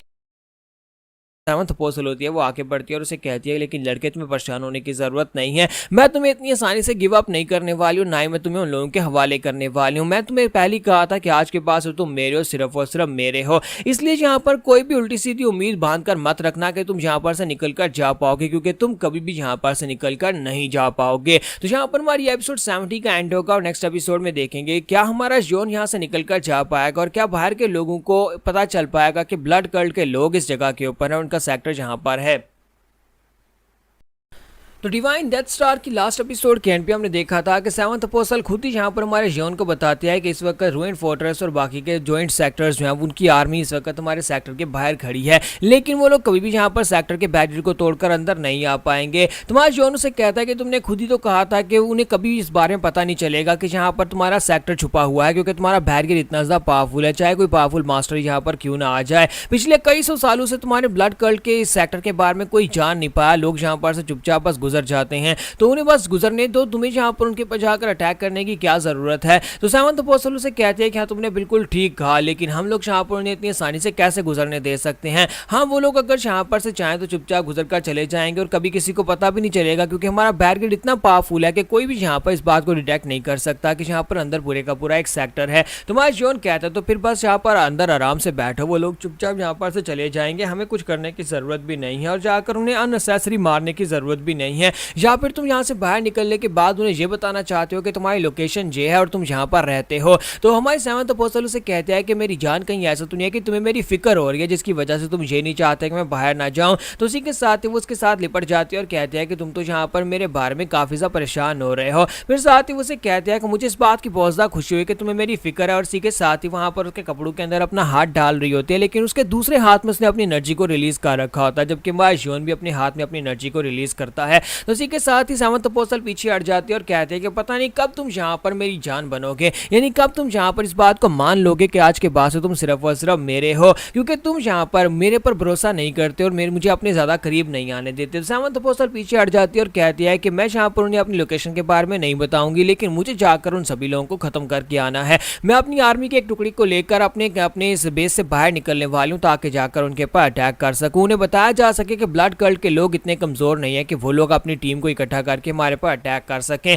जब मैं यहाँ पर नहीं होंगी तो तब तुम यहाँ पर अच्छे से बिहेव करना और कुछ भी उल्टा सीधा मत करना, और अगर कोई भी तुम्हारे साथ बदतमीजी करे तो मेरे वापस आने के बाद मुझे जरूर बताना। तो सेवंथ अपोस्टल वहां चली जाती है और उसके बाद हमारा जॉन कहता है कि लगता है कि वक्त आ चुका है, वक्त बहुत ज्यादा करीब आ चुका है, अब बस यहाँ पर कुछ और दिनों की बात है। मैं अपनी एनर्जी को जिस तरह से इन्फ्यूज कर रहा हूँ, बहुत ही जल्दी मैं इस बैरियर को तोड़ने का तरीका ढूंढ निकालूंगा और उसके बाद फोर्ट्रेस लॉर्ड और बाकी के सभी लोग अंदर आएंगे और डिमोनिक कल्ट यानी ब्लड कल्ट को हमेशा के लिए खत्म कर देंगे। तुम्हारा जॉन जो होता है जैसे वहां पर उठकर खड़ा होता है जाके एनर्जी इम्ब्यूट कर सके, वहां पर सामने भतीजा खड़ा होता है। तो यंग मास्टर वो वहां पर सामने खड़ा होता है और उसे कहता है ग्रैंड रिसेप्टर आप यहाँ पर बैठे बैठे कल्टीवेट कर रहे हैं, लेकिन आपको यहाँ पर पता नहीं होगा आपको इन्वाइट किया गया है, हमारे कल्ट लीडर ने आपको एक दावत में इन्वाइट किया है। मुझे नहीं पता कि आपने कल्ट लीडर की डिवाइन आइज को किस तरह से धोखा दिया है, लेकिन मुझे तुम यहाँ पर एक ढोंगी दिखाई देते हो जो सिर्फ और सिर्फ अपनी जान बचाने के लिए यहाँ पर ये सब कुछ कर रहा है। मुझे तुम किसी भी एंगल से ग्रैंड रिसेप्टर दिखाई नहीं देते। चाहते। और मुझे लगता है कि अब जबकि तुमने यहाँ पर जो कुछ भी मुझे दिखाया उसके बाद मैं तुम्हें रिस्पेक्ट तो दे रहा हूँ, लेकिन मुझे लगता है कि बहुत ही जल्दी तुम्हारा भांडा फूटने वाला है।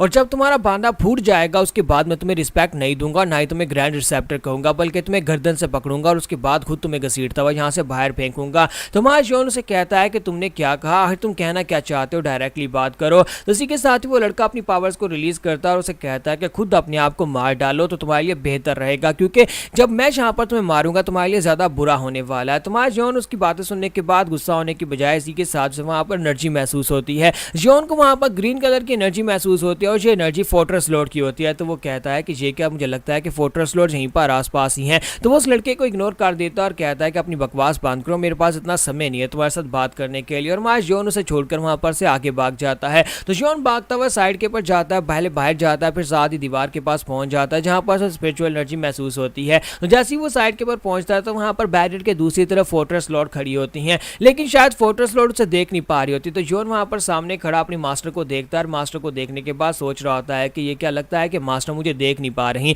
और फोर्ट्रेस लॉर्ड वहीं पर से पीछे की तरफ मुड़ जाती है। तो जॉन कहता है कि मैं क्या करूं, मैं उन्हें किस तरह से बताऊं कि मैं इस जगह के ऊपर हूं। लगता है कि फोर्ट्रेस लॉर्ड भी इस बैरियर को महसूस नहीं कर पा रही, ये बैरियर इतना ज्यादा पावरफुल है। तो मास जॉन जो होता है फिर साथ ही वो कहता है कि इसका मतलब यह है कि मुझे अंदर से कुछ करना पड़ेगा तभी बाहर के लोगों को पता चल पाएगा। लेकिन साथ ही जॉन को एक वॉइस मैसेज मिलता है जो कि फोर्ट्रेस लॉर्ड की तरफ से होता है। फोर्ट्रेस लॉर्ड उसे कहती है कि मुझे थोड़ा और समय चाहिए होगा, इतनी आसानी के साथ इस बैरियर को नहीं तोड़ा जा सकता। और इसी के साथ ही फोर्ट्रेस लॉर्ड वहां से गायब हो जाती है। तो जॉन कहता है कि अब इस बात का क्या मतलब है। लगता है कि वो वाकई में इस जगह के बारे में जानते हैं, उन्हें बैरियर के बारे में पता है और उन्हें यह भी पता है कि मैं इस बैरियर के दूसरी तरफ खड़ा हूं, लेकिन इस बैरियर को तोड़ने के लिए उन्हें समय की जरूरत है। तो मुझे लगता है कि मुझे भी यहाँ पर अपनी पूरी तैयारी रखनी चाहिए। हो सकता है कि 1-2 दिन में वो इस बैरियर को तोड़ने का रास्ता ढूंढ निकाले और उसके बाद अंदर आकर ब्लड कल्ट को खत्म कर दें। तो इसी के साथ ही नेक्स्ट सीन फिर से अगले दिन का दिखाया जाता है कि हमारा जॉन जो होता है वो बैठा अपनी मार्शल आर्ट्स को मास्टर करने की कोशिश कर रहा होता है। असल में हमारा जॉन जो होता है वो ना सिर्फ यहाँ पर इनकी मार्शल आर्ट्स को अपग्रेड कर रहा था, बल्कि अपने लिए यहाँ पर अपनी मार्शल आर्ट्स को भी अपग्रेड करने की कोशिश कर रहा था, ताकि उनकी मार्शल आर्ट से कुछ सीख कर वो अपनी मार्शल आर्ट्स को बेहतर बना सके।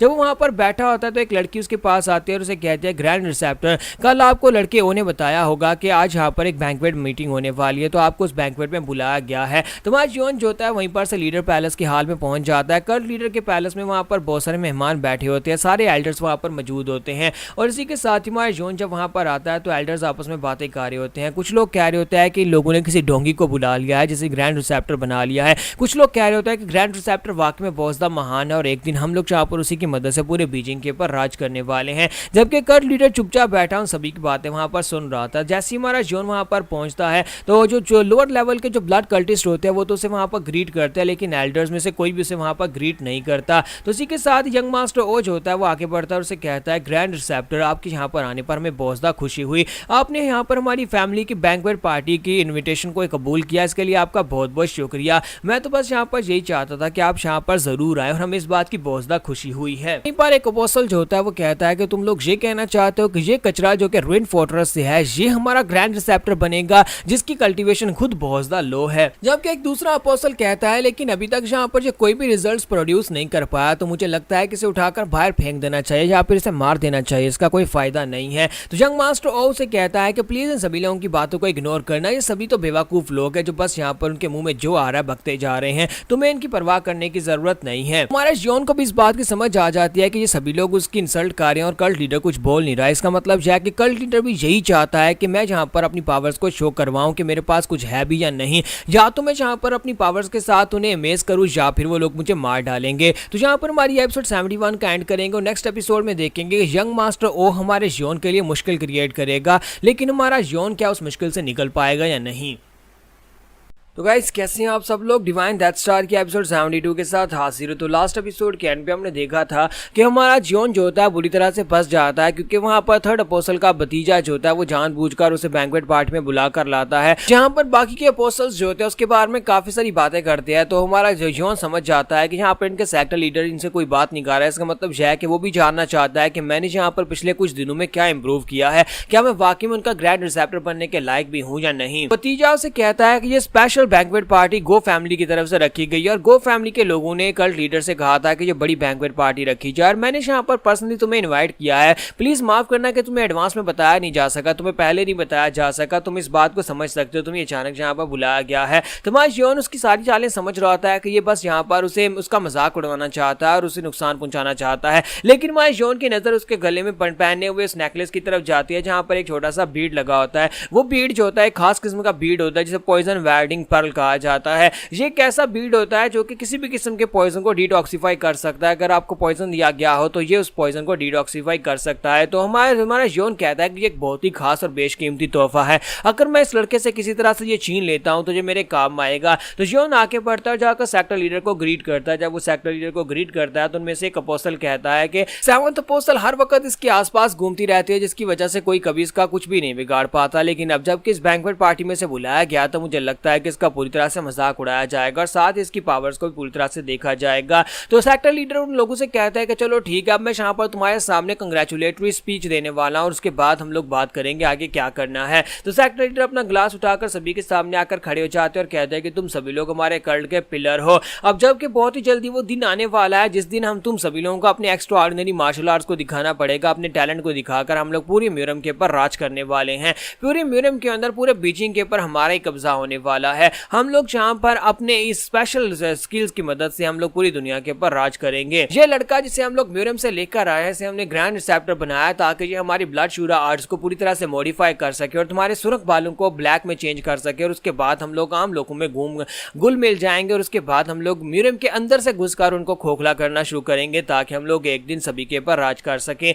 तो यहाँ पर इस लड़के ग्रैंड रिसेप्टर के नाम और हमारी जीत के नाम, हमारी आने वाली उस बड़ी जीत के नाम सभी लोग अपने अपने गिलास उठाते हैं और पीना शुरू कर देते हैं। तो जैसे वो लोग अपने अपने गिलास पी लेते हैं तो उसी के साथ हमारे सेक्टर लीडर जो होते हैं वो भतीजे से कहते हैं गो जोंगैक, मैं चाहता हूं कि तुम यहाँ पर इस लड़के को इन्वेस्टिगेट करो, इससे पूछो कि इसने अभी तक यहाँ पर क्या कुछ हासिल किया और इसने यहाँ पर कितना ज्यादा अपने आप को इंप्रूव किया है उस कल्टीवेशन टेक्निक को मॉडिफाई करने में। तो ये बात सुनते ही भतीजा उसके सामने घुटने टेक देता और कहता है जी सर, मुझे इस बात में बहुत ज्यादा खुशी होगी, मैं तो इसे यहाँ पर पूरी अच्छी तरह से इंटेरोगेट करूंगा। तो उसी के साथ ही वो आगे बढ़ता है। तो जैसे ही वो आगे बढ़कर माय जियोन से सवाल पूछने लगता है तो माय जियोन को पता होता है कि ये लोग मेरी बारे में जानना चाहता है कि मैंने यहाँ पर क्या कुछ हासिल किया है। तो माय जियोन इसी के साथ ही वहां पर उसे कहता है कि तुम लोग जानना चाहते हो कि क्या मैंने तुम्हारी ब्लड शूरा आर्ट को मॉडिफाई कर लिया या फिर मैं उसमें कहां तक पहुंचा हूं और तुम्हें ऐसा लगता है कि शायद मैं यहाँ पर बेकार इंसान हूं और तुम लोगों ने मुझे अपना ग्रैंड रिसेप्टर बना लिया है। तो फिर मैं यहाँ पर तुम सभी लोगों के सामने कुछ रखना चाहता हूं। तुम्हें लगता है कि मुझे रूइन फोर्ट्रेस से लाए थे और मैं यहाँ पर तुम्हारे साथ वफादार नहीं हूँ, मैं रूइन फोर्ट्रेस से आया हूँ, तो इसका मतलब ये नहीं है कि मैं यहाँ पर तुम्हारी उस टेक्निक को मॉडिफाई नहीं कर सकता। जियोन उन लोगों से कहता है कि अगर तुम सभी लोगों को लगता है कि मैं तुम्हारा ग्रैंड रिसेप्टर बनने के लायक नहीं हूं तो फिर तुम सभी लोग यहाँ पर गलत हो। मुझे पता है कि गो फैमिली के लोगों ने जानबूझकर इस बैंक्वेट पार्टी को रखा और उसके बाद मुझे जानबूझकर जलील करने के लिए यहाँ पर बुलाया गया है। लेकिन सेक्टर लीडर, मैं आपसे कुछ बात करना चाहता हूँ। तो सेक्टर लीडर कहते हैं हाँ हाँ बताओ तुम क्या बात करना चाहते हो। तुम्हारा जियोन कहता है कि आप चाहते हैं कि मैं यहाँ पर अपनी पावर्स आप सभी के सामने रखूं, इस बात को साबित करूं कि क्या मैं ब्लड शूरा आर्ट को मॉडिफाई कर भी सकता हूं या नहीं। तो मैं यहाँ पर आपके सामने एक प्रस्ताव रखना चाहता हूं। अगर मैंने यहाँ पर आपके सामने अपनी पावर्स को मॉडिफाई करके दिखा दिया, आपकी टेक्निक को मॉडिफाई करके दिखा दिया, तो फिर मुझे यहाँ पर इस लड़के के गले में पहना हुआ गो फैमिली का वो ट्रेजर चाहिए जो इसके गले में है। और अगर मैं यहाँ पर इसमें फेल हो गया तो फिर आप लोग मेरा सर काट देना, मुझे यहीं पर मार डालना। तो सेक्टर लीडर उसकी बात सुनने के बाद हंसना शुरू कर देते हैं और कहता है कि मुझे ये मंजूर है, मुझे इस बात से कोई दिक्कत नहीं है, तुम अपनी पावर्स दिखाओ और बदले में तुम्हें यहाँ पर वो तोहफा मिल जाएगा। क्योंकि यहाँ पर जितने भी लोग हैं वो सारे के सारे तुम्हारी प्रोग्रेस को देखना चाहते हैं कि यार तुमने क्या कुछ अचीव किया है इतने दिनों में। तुम्हारा जियोन जो होता है इसी के साथ साइड के ऊपर खड़े एक लड़के से कहता है कि लड़के तुम यहाँ पर आओ। तो वो लड़का जो होता है वो कहता है क्या मैं आऊँ। तो उसी के साथ ही वो उसके सामने आकर घुटने टेक कर बैठ जाता है और कहता है जी ग्रैंड रिसेप्टर बताइए आप क्या करना चाहते हैं। तो हमारा जियोन उसे कहता है कि मैं यहाँ पर तुम्हें अपनी पावर्स देने वाला हूँ, ये पावर्स के साथ मैं तुम्हारे बालों को ब्लैक में टर्न करूंगा, तुम्हें बस एनर्जी को एब्जॉर्ब करना है। तो उसी के साथ ही हमारा जियोन जो होता है अपना हाथ उसकी बॉडी के ऊपर रखता है, उसकी पीठ के ऊपर रखकर अपनी एनर्जी उसकी बॉडी के अंदर डालना स्टार्ट करता है। तुम्हारे जियोन का मकसद उनकी ब्लड शूरा आर्ट को पूरी तरह से मॉडिफाई करना था ताकि उस एनर्जी को रिवर्स करके उनके बालों का कलर सुरख से ब्लैक किया जा सके। तुम्हारा जियोन जैसे ही वहां पर अपनी एनर्जी को रिलीज करता है तो वो सभी एल्डर साइड के ऊपर खड़े सब कुछ देख रहे होते हैं। सेक्टर लीडर भी ये देख रहे होते हैं कि यहाँ पर क्या होने वाला है। देखते ही देखते उस लड़के के बालों का कलर रेड से ब्लैक हो जाता है और इस बात से वो लड़का बहुत ज्यादा हैरान हो जाता है। वो अपने बालों को देखता है और कहता है ग्रैंड रिसेप्टर आप बहुत ज्यादा महान है, मैं तो यहाँ पर आपको गार्ड भी मानने को तैयार हूँ। मैं अपनी जिंदगी में पहली बार यहाँ पर इस टेक्निक को देख रहा हूँ, मेरे बाल अब सुरख से ब्लैक हो चुके हैं, यानी कि मैं एक आम इंसान बन चुका हूँ। तो हमारा जियोन जो होता है इसी के साथ इस लड़के के सामने जाता है। वहां पर जाने के बाद से कहता है कि आप जल्दी से अपना नेकलेस उतारो और मेरे हवाले करो, क्योंकि मैंने तुम्हारे सामने अपनी पावर्स को शो ऑफ करवा दिया। और साथ ही उसके सामने और भी जबरदस्त पावर्स को रिलीज करता है और कहता है कि मेरा इनाम मेरे हवाले करो। उसी तरफ सेक्टर लीडर होते हैं जो कि वहां पर खड़े खड़े हंस रहे होते हैं, बहुत ज्यादा खुश हो रहे होता है कि इस लड़के ने यहाँ पर कर दिखाया है, हमारी ब्लड शुदा आर्ट को मॉडिफाई कर दिया। तुम्हारा जियोन जो होता है उस लड़के से कहता है कि शायद तुम मेरी बात को समझ नहीं पा रहे, अब जबकि मैंने अपने आप को ग्रैंड रिसेप्टर साबित कर दिया है तो ये मेरा ऑर्डर है, जल्दी से अपना नेकलेस उतार कर मेरे हवाले करो। तो जियोन उसके सामने आकर खड़ा हो जाता है और उसे कहता है कि अब यहाँ पर इस नेकलेस को ऑफरिंग में मुझे दो, यानी कि अब से आपसे तुम लोग मुझे यहाँ पर ऑफरिंग में चीजें दिया करोगे। तो उसी के साथ ही वो अपनी साइड के पर अंकल की तरफ देखता है तो उसके अंकल उसे कहते हैं कि दे दो, क्योंकि यहाँ पर इसे देना ही पड़ेगा। तो सेक्टर लीडर भी उसे कहते हैं कि हाँ तुम्हें ये देना पड़ेगा। तो वो लड़का यानी कि वो भतीजा जो होता है अपने गले से उस नेकलेस को उतारता है, उसे उतारने के बाद तुम्हारे जियोन के हाथ में दे देता है। तुम्हारा जियोन उस नेकलेस को ले लेता है और कहता है कि मैं तुम्हारी इस ऑफरिंग को कबूल कर लेता हूँ। तो यहाँ पर हमारी एपिसोड 72 का एंड होगा और नेक्स्ट एपिसोड में देखेंगे कि अब हमारा जियोन जहाँ पर इस जगह से निकलकर कैसे जा पाएगा, क्योंकि अब तो उसने यहाँ पर अपनी प्रोग्रेस भी दिखा दिया है कि वो इनकी ब्लड शुदा आर्ट को रिवर्स कर सकता है। तो लास्ट एपिसोड के एंड पे हमने देखा था कि मां जियोन जो होता है वहां पर उनके सामने अपनी पावर्स का प्रदर्शन दिखाता है और उसके बाद उसे वो नेकलेस भी मिल जाता है और इसी के साथ सेक्टर लीडर वहां पर बहुत ज्यादा खुश हो जाता है। सेक्टर लीडर हंसना शुरू कर देता है, साथ ही कहता है कि लड़के अब जबकि तुमने अपने आप को ग्रैंड रिसेप्टर साबित कर दिया है तो तुम फिर यहाँ पर मेरे साथ आकर मेरी सीट के ऊपर बैठ सकते हो। तो वो उसे कहता है कि मेरे साथ आकर बैठो। तो जैसे ही मां जियोन जो होता है उसकी तरफ आगे बढ़ता है तो वो सभी लोग जो होते हैं और भी हैरान हो जाते हैं कि एक रूइन फोर्ट्रेस से लाए हुए लड़के को हमारे सेक्टर लीडर अपने साथ अपनी गद्दी पर बिठा रहे हैं, लेकिन मां जियोन भी बिल्कुल भी झिझकता नहीं और सीधा जाकर गद्दी के ऊपर बैठ जाता है। तो सेक्टर लीडर जो होते हैं अपने लोगों से कहता है कि जल्दी से म्यूजिक बजाना स्टार्ट करो, आज यहाँ पर फेस्टिवल का दिन है, आज हम लोगों ने बहुत ही बड़ी अचीवमेंट को हासिल किया है। तो सभी लोग जहाँ पर जियोन के मरने का मातम मनाने वाले थे, लेकिन अब यहाँ पर वो एक जश्न में बदल गया, यानी कि माई जियोन ने उनके सामने अपनी टेक्निक्स को रिलीज करके साबित कर दिया है कि वाकई में ग्रैंड रिसेप्टर बनने के लायक है। तो फिर यहाँ पर उन सभी लोगों की दावत जब खत्म हो जाती है, सेक्टर लीडर उन सभी लोगों को भेज देते हैं और उसे कहते हैं कि लड़के अब मैं यहाँ पर तुम्हारे सामने अपने डिमोनिक कल्ट की डॉक्ट्राइन रखने वाला हूं कि डिमोनिक कल्ट का रूल क्या है, डिमोनिक कल्ट किस कानून के ऊपर काम करता है और हम लोग किस बात को मानते हैं। तो इसी के साथ ही वो उसके सामने जहां पर अपनी बातें रखते हैं, वो अपनी जो उनका असूल होता है उसको रखने वाले हैं कि डिमोनिक कल्ट क्या करना चाहता है।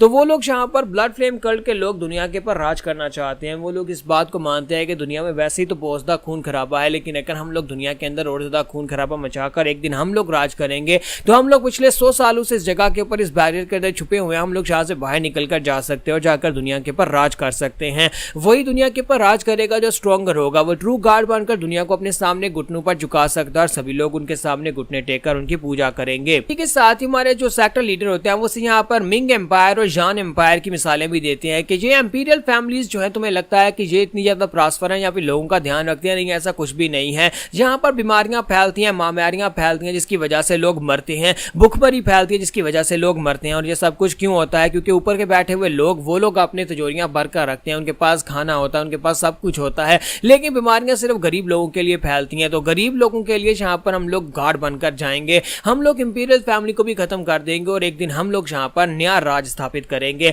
जब ब्लड फ्लेम कल्ट इस पूरी दुनिया के ऊपर राज करेगा और उस ब्लड के अंदर से हम लोग इमर्ज होकर बाहर निकलेंगे। तो कल्ट लीडर जैसे हमारे जियोन को अपनी पूरी की पूरी बात समझा देते हैं कि आखिर उनका मकसद क्या है, वो क्या करना चाहते हैं। तो इसी के साथ भतीजा वहां पर एक छोटे बच्चे को खींचता हुआ लेकर आ जाता है और कहता है कि सेक्टर लीडर मैं जहां पर देखें क्या लेकर आया हूं, ग्रैंड रिसेप्टर ने अपने आप को साबित किया है कि वो हमारे ग्रैंड रिसेप्टर बनने के लायक है, तो इसी वजह से मैं यहाँ पर उनके लिए एक और ऑफरिंग लेकर आया हूँ। उन्होंने कहा ना कि उन्हें ऑफरिंग चाहिए, तो मैं यहाँ पर इस ताजे बच्चे को लेकर आया ताकि वो इसकी एनर्जी को एब्जॉर्ब कर सके। तो इस बच्चे को मैं इसीलिए लेकर आया हूँ ताकि वो सभी के सामने अपनी एब्जॉर्प्शन आर्ट को यूज करें, हमें दिखाएं कि क्या वो यहाँ पर इस एब्जॉर्प्शन आर्ट को भी यूज कर सकते हैं या नहीं। तो आपको क्या लगता है कि उन्हें ये करना चाहिए? तो सेक्टर लीडर जो होता है आगे से फिर से यहाँ पर खामोश होता है, जबकि माय जियोन सोच रहा होता है कि ये चाहता है कि मैं सभी के सामने इस बच्चे की एनर्जी को एब्जॉर्ब करूं। ये कमीना यहाँ पर हर हाल में मुझे फंसाने की कोशिश कर रहा है, इसे अच्छी तरह से पता है कि मैं यहाँ पर किसी निर्दोष बच्चे की एनर्जी को एब्जॉर्ब नहीं करने वाला। लेकिन जंग मास्टर गो वहां पर कहता है कि कल्ट लीडर मुझे यहाँ पर आपकी परमिशन चाहिए होगी, मैं इनसे रिक्वेस्ट करना चाहता हूँ कि सभी के सामने वो यहाँ पर अपनी ग्रैंड रिसेप्टर सभी के सामने अपनी ब्लड एब्जॉर्प्शन आर्ट को यूज करके हमारे सामने इस बात को एक बार और साबित करें कि वाकई में हमारी ऑफरिंग्स लेने के लिए तैयार हैं, वो यहाँ पर हमारे ग्रैंड रिसेप्टर बन चुके हैं। सेक्टर लीडर लीडर जो होते हैं यंग मास्टर गो की बात फिर से मान लेते हैं और हमारे जियोन से कहता है कि लड़के आप जल्दी से जाओ, वहां पर नीचे जाओ और इस लड़के की एनर्जी को अपनी बॉडी का हिस्सा बना लो। मुझे पता है कि तुमने यहाँ पर ब्लड ऑब्जॉर्प्शन आर्ट को भी पूरी तरह से मास्टर कर ही लिया होगा, क्योंकि तुम ब्लड शूरा आर्ट को मॉडिफाई कर सकते हो, तो ब्लड ऑब्जॉर्प्शन आर्ट तो तुम्हारे लिए कोई मुश्किल बात है ही नहीं। अब सभी के सामने जाओ, जाकर उस बच्चे की एनर्जी को एब्जॉर्ब करो, हम लोग देखना चाहते हैं। उसके बाद हम लोग एक नई दुनिया में कदम रखेंगे, हम लोग तुम्हारी वजह से, तुम्हारी मदद से हम लोग एक नई दुनिया बनाएंगे जहां पर हम सभी लोग गार्ड्स की तरह राज करने वाले हैं। तो इसी के साथ ही हमारा जियोन जो होता है वो देख रहा होता है कि सभी लोगों की नजरें उसी के ऊपर होती है। ये उसका दूसरा इम्तिहान होता है जिसमें उसे यहाँ पर आप उस बच्चे की एनर्जी को एब्जॉर्ब करना है, लेकिन हमारा जियोन कभी भी ऐसा नहीं करेगा, वो कभी किसी बच्चे की एनर्जी को एब्जॉर्ब नहीं करेगा। तो इसी के साथ ही हमारा जियोन जो होता है वो सोच रहा होता है कि मुझे लगता है कि वक्त आ चुका है जब यहाँ पर इनके ऊपर अटैक होने वाला है और मेरी मास्टर जो है यानी कि फोर्ट्रेस लॉर्ड पूरी तरह से तैयार हो चुकी हैं। तो जियोन उठता है और उठने के बाद वहां पर नीचे आ जाता है। नीचे आने के बाद उस लड़के के सामने आकर खड़ा हो जाता है। तो वो लड़का उसे कहता है कि तुम कमीने ब्लड डीमंस कहीं के, तुम लोग यहाँ पर हमें मार तो सकते हो लेकिन कभी भी यहाँ पर हमारी नफरत को खत्म नहीं कर सकते, हम तुमसे नफरत करते हो और मैं भी तुमसे बहुत ज्यादा नफरत करता हूँ। यंग मास्टर गो से कहता है कि ग्रैंड रिसेप्टर क्या सोच रहे हैं, इस लड़के को हमने बहुत सारी स्पिरिचुअल पावर वाली एनर्जी वाली मेडिसिन खिलाई हुई, हमने इसे बहुत सारी गोलियां खिलाई थी जिसकी वजह से इसकी स्पिरिचुअल एनर्जी डबल हो चुकी है। ये मोटा ताजा लड़का सिर्फ और सिर्फ आपके लिए, ताकि आप इसकी एनर्जी को एब्जॉर्ब कर सकें। तो मान जोन जो होता है वहां पर उसकी बातें सुन रहा था। तो यंग मास्टर को कहता है कि अब क्या हो गया, क्या तुम यहाँ पर इस एनर्जी को एब्जॉर्ब नहीं करोगे? ये बात मैं भी अच्छी तरह से जानता हूँ कि तुम यहाँ पर हमारे डिमोनिक ब्लड कल्ट से बिल्कुल भी नहीं हो और तुम ऐसा काम बिल्कुल भी नहीं करोगे, अब तुम्हारा भांडा फूटने वाला है। तुम्हारा जोन उस बच्चे की तरफ देख रहा था, फिर साथ ही अपने हाथ को आगे बढ़ाता और इसी के साथ ही वो यंग मास्टर गो को गले से पकड़ लेता है। जब हमारा जोन यंग मास्टर गो को गले से पकड़ता है और साथ ही अपनी एब्जॉर्प्शन टेक्निक को एक्टिवेट करके उसकी एनर्जी को एब्जॉर्ब करना शुरू कर देता है, सभी डीमन इस बात से बहुत ज्यादा हैरान हो जाते हैं। वो लोग हैरान होकर कहते हैं कि ये कर क्या रहा है, ये तुम क्या कर रहे हो, तुम यहाँ पर इसको क्यों पकड़ रहे हो, तुम्हें तो उस लड़के की एनर्जी को एब्जॉर्ब करना है। तो अब इसी के साथ ही दिखाते हैं कि हमारी जो फोर्ट्रेस लॉर्ड होती है वो भी वहां पर ऊपर पहुंच चुकी होती है। वो सिटी के ऊपर खड़ी होती है और वहीं पर से खड़ी होकर उन्हें महसूस हो रहा होता है कि नीचे जोन कहां पर है और वहीं पर से वो अपनी एनर्जी को रिलीज करने वाली हैं ताकि वो उस बैरियर को तोड़ सके। तो जब हमारा जोन जो होता है उस लड़के गो को मार डालता है तो इसी के साथ ही बाकी के सभी लोग जो होते हैं वो कहते हैं कि तुमने क्या कर दिया कमीने कहीं के, और कल्ट लीडर भी उठकर खड़े हो जाते हैं। तो कल्ट लीडर से देखने के बाद गुस्सा होते हैं लेकिन साथ ही अपने लोगों से कहते हैं कि इसे जिंदा पकड़ो और साथ ही वो अपनी कुर्सी के ऊपर जाकर बैठ जाते हैं। तो इसी के साथ थर्ड अपोस्टल कहता है कि ये क्या, इसने यहाँ पर मेरे भतीजे को मार डाला उसकी आंखों के सामने और ये कह रहा है कि उसे जिंदा पकड़ो, इसे मारने की बजाय उसे जिंदा पकड़ने के ऑर्डर्स दिए गए हैं। लेकिन अब क्या करें, कल्ट लीडर ने ऑर्डर दिए हैं तो फिर हमें इन ऑर्डर्स को मानना ही पड़ेगा। सभी लोग अपनी तलवारें निकालते हैं और जोन के ऊपर अटैक करने के लिए आगे बढ़ते हैं, जबकि हमारा जोन जो होता है वो अपनी मार्शल प्रोग्रेस को एक्टिवेट करता है और उनके ऊपर अटैक करना शुरू कर देता है ताकि वो उन सभी से अपने आप को बचा सके। बहुत ही जल्दी यहाँ पर फोर्ट्रेस लॉर्ड और उनकी आर्मी भी आने वाली है, लेकिन तब तक उसे यहाँ पर सर्वाइव करना ही होगा। तो यहाँ पर हमारी एपिसोड 73 का एंड करेंगे और नेक्स्ट एपिसोड में देखेंगे कि हमारा जोन यहाँ पर से कैसे बचकर निकल पाएगा। तो लास्ट एपिसोड के एंड पे हमने देखा था कि हमारा जियोन जो होता है फाइट करना शुरू कर देता है ताकि वो अपना रास्ता बना सके और फोर्ट्रेस लॉर्ड के आने से पहले अपने आप को सर्वाइव रख सके, अपने आप को जिंदा रख सके। तो यहीं पर थर्ड अपोस्टल को दिखाता है कि वो अपनी पावर्स को रिलीज करते हैं और कहता है कि लड़के अब तुम हमारे हाथ से बिल्कुल भी नहीं बचोगे, और वहीं पर से वो अपनी पावर्स के साथ हमारे जोन के ऊपर अटैक करने की कोशिश करते हैं ताकि हमारे जोन को पीछे हटाया जा सके। लेकिन हमारे जोन अपनी ब्लड शूरा आर्ट के साथ उनके अटैक्स को अवॉइड कर लेता है और बाकी के सभी लोग भी इसके ऊपर अटैक करना शुरू कर देते हैं और कहता है कि लड़के तुम्हें क्या लगा था कि तुम यहाँ पर हमारे एम्पर के हमारे कल्ट लीडर के साथ बैठे हो, तो इसका मतलब यह है कि तुम हम में से एक होगे। हमें पहले से तुम्हारे पास शक था कि तुम ब्लड रूइन फोर्ट्रेस से और तुम कभी हम में से एक नहीं हो सकते। आज हम लोग तुम्हें यहाँ पर मार डालेंगे लेकिन कल्ट लीडर ने तुम्हें जिंदा रखने के ऑर्डर दिए हैं, इसलिए हम तुम्हें जान से नहीं मार सकते। और इसी के साथ ही हमारा जोन जो होता है बाकी सभी लोगों से फाइट कर रहा होता है। थर्ड अपोस्टल कहता है कि ये कमीना मेरी तरफ ध्यान क्यों नहीं दे रहा, इसका मतलब यह है कि इसे मुझसे फाइट करने में कोई दिलचस्पी नहीं है और ये बाकी सभी लोगों के ऊपर अटैक करके टाइम गेन करने की कोशिश कर रहा है। तो इसकी अटेंशन किसी और जगह के ऊपर है। तो हमारा जोन जो होता है वहां पर उसने जो एनर्जी आसपास के एरिया में म्यूट की थी उस एनर्जी को एक्टिवेट कर रहा था ताकि बैरियर को कमजोर कर सके।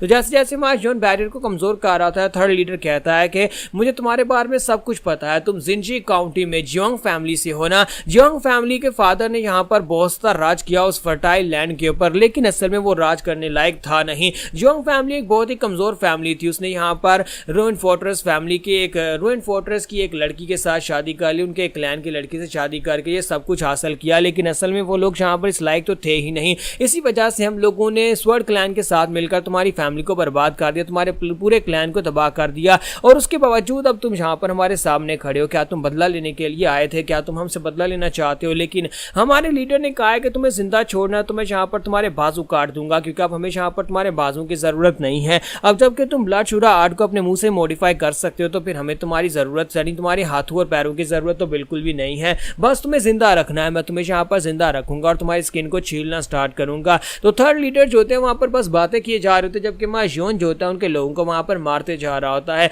तो थर्ड लीडर कहता है कि मुझे लगता है कि फाइनली मेरा वक्त आ चुका है, तुम सभी लोग साइड के ऊपर हटो। इतने लोगों को मरवाने के बाद थर्ड लीडर अब खुद यहाँ पर आके बढ़ता और कहता है क्या मैं तुम्हें दिखाता हूँ कि यहाँ पर हमें अपोस्टल्स क्यों कहा जाता है। लड़के, तुम्हें यहाँ पर एक्सपीरियंस मिलता है एज के साथ साथ, और हमारी एज तुमसे बहुत ज्यादा, और तुम अभी यहाँ पर छोटे हो, तुमने अभी तक यहाँ पर अपनी टेक्निक्स को पूरी तरह से अनलेश नहीं किया। और इसी के साथ ही उसके सामने आकर खड़े हो जाते हैं और कहते हैं कि अब यहाँ पर तुम्हें मरना होगा। जैसे ही वो अपनी पावर्स को रिलीज करने लगते हैं, इसी के साथ ही ऊपर से आसमान से एक एनर्जी बीम उनके सामने आकर गिरती है। तो इस बात से वो लोग और भी हैरान हो जाते हैं और कहते हैं कि ये अचानक से क्या हुआ है। तो वो एनर्जी बीम जो होती है उनके बैरियर को पियर्स करते हुए सीधी आकर उनके पैलेस के बीचों बीच गिरती है। तो इस बात से वो लोग काफी घबरा जाते हैं और कहते हैं ऐसा कैसे हो सकता है, ये तो हमारा बैरियर है, किसी ने हमारे बैरियर को तोड़ दिया, लेकिन हमारे प्रोटेक्टिव बैरियर को कौन तोड़ सकता है। पिछले 100 साल से कोई इस बैरियर के बारे में देख भी नहीं पाया, क्योंकि ये बैरियर इतना पावरफुल था कि हमारा सेक्टर यहाँ पर इस जगह के ऊपर छुपा हुआ था। तो सेक्टर लीडर भी उठकर खड़ा हो जाता और कहता है ये तो मून स्पिरिट डिवाइन टेक्निक है। मून स्पिरिट डिवाइन टेक्निक तो फोर्ट्रेस लॉर्ड की टेक्निक है।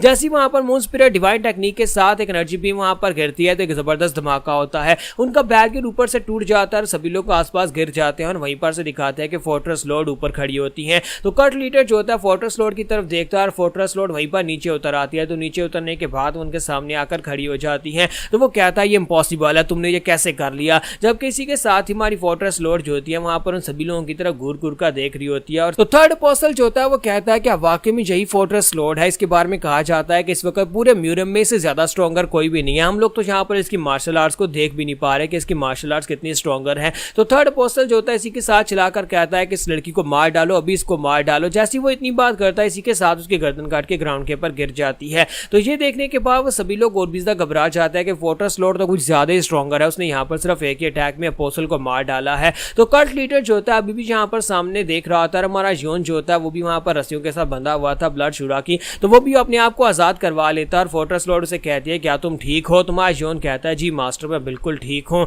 तो हमारा कल्ट लीडर जो होता है फोर्ट्रेस लॉर्ड की तरफ देखता है, हंसना शुरू कर देता है और कहता है कि लगता है कितने सालों में हम लोग पहली बार फेस टू फेस मिल रहे हैं, इससे पहले हम लोगों ने सिर्फ एक दूसरे के नाम ही सुने हैं। तो फोर्ट्रेस लॉर्ड जो होती है अब उसकी तरफ घूर कर देखती हैं, कल्ट लीडर उसकी तरफ घूर कर देखता है और इसी के साथ हमारी फोर्ट्रेस लॉर्ड उसे कहती हैं कि मैं तुम्हारे जैसे घटिया इंसान के साथ कोई बात भी नहीं करना चाहती। और वहीं पर से खड़े खड़े एक जबरदस्त एनर्जी बीम निकलती है। वो एनर्जी बीम जो होती है जब वहां पर कट लीडर की तरफ लगती है तो कट लीडर बड़ी तेजी के साथ अपने पाँव को मूव करता है, अपनी स्विफ्ट आर्ट को यूज करते हुए उस अटैक को अवॉइड करने की कोशिश करता है। वो उस अटैक को अवॉइड तो करता है लेकिन इसके बावजूद उसकी आधी गर्दन के ऊपर कट लगता है, यानी कि वो जो अटैक था वो उसकी गर्दन काटने के लिए ही था। लेकिन कट लीडर की स्पीड इतनी थी कि उसने यहाँ पर उस अटैक को अवॉइड कर लिया। सभी लोग जो देखकर बहुत ज्यादा हैरान हो जाते हैं कि आखिर ये अटैक कैसे हुआ, हम लोग तो यहाँ पर इस अटैक को होते हुए देख भी नहीं पाए। कट लीडर की आधी गर्दन के ऊपर एक कट लग चुका है। अगर कट लीडर तेजी के साथ अपनी स्विफ्ट आर्ट मूवमेंट को यूज नहीं करता और वहां पर साइड के ऊपर नहीं हटता तो ये अभी तक उसकी गर्दन काट के ग्राउंड के ऊपर गिर चुकी होती। तो कट लीडर जो होता है वो भी काफी ज्यादा हैरान होता है और कहता है कि इस कमीने ने तो यहाँ पर मेरी गर्दन काटने की कोशिश की है,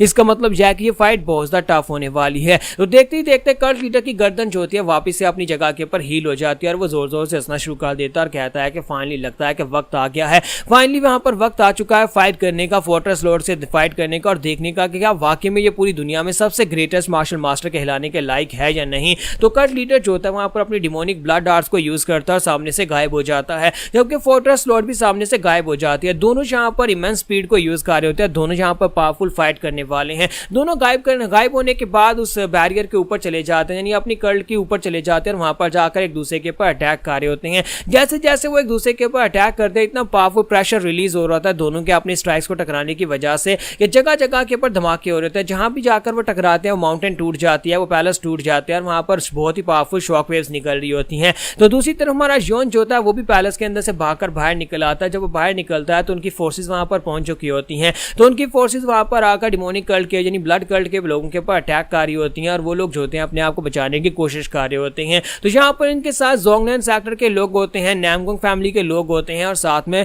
शाओलिन टेम्पल के लोग होते हैं और साथ में हमारे रूइन फोर्ट्रेस की आर्मी होती है। तो सभी लोग यहाँ पर इनको मारने के लिए आए होते हैं ताकि हमारे जियोन को बचाया जा सके। यंग मास्टर जैंग भी उन सभी लोगों के साथ ही होता है। तो हमारा जियोन उसे देखकर काफी खुश होता है और कहता है देखो तो जरा इसकी मार्शल आर्ट्स भी पहले से काफी ज्यादा बढ़ गई हैं। यंग मास्टर जैंग उसे कहता है कि लाइटनिंग जीनियस मैं वहीं पर तुम्हारे पास ही आ रहा हूँ। तो यहाँ पर हम लोग अपनी एपिसोड 74 का एंड करेंगे और नेक्स्ट एपिसोड में देखेंगे क्या ब्लड फ्लेम कल्ट आज हमेशा के लिए खत्म हो जाएगा।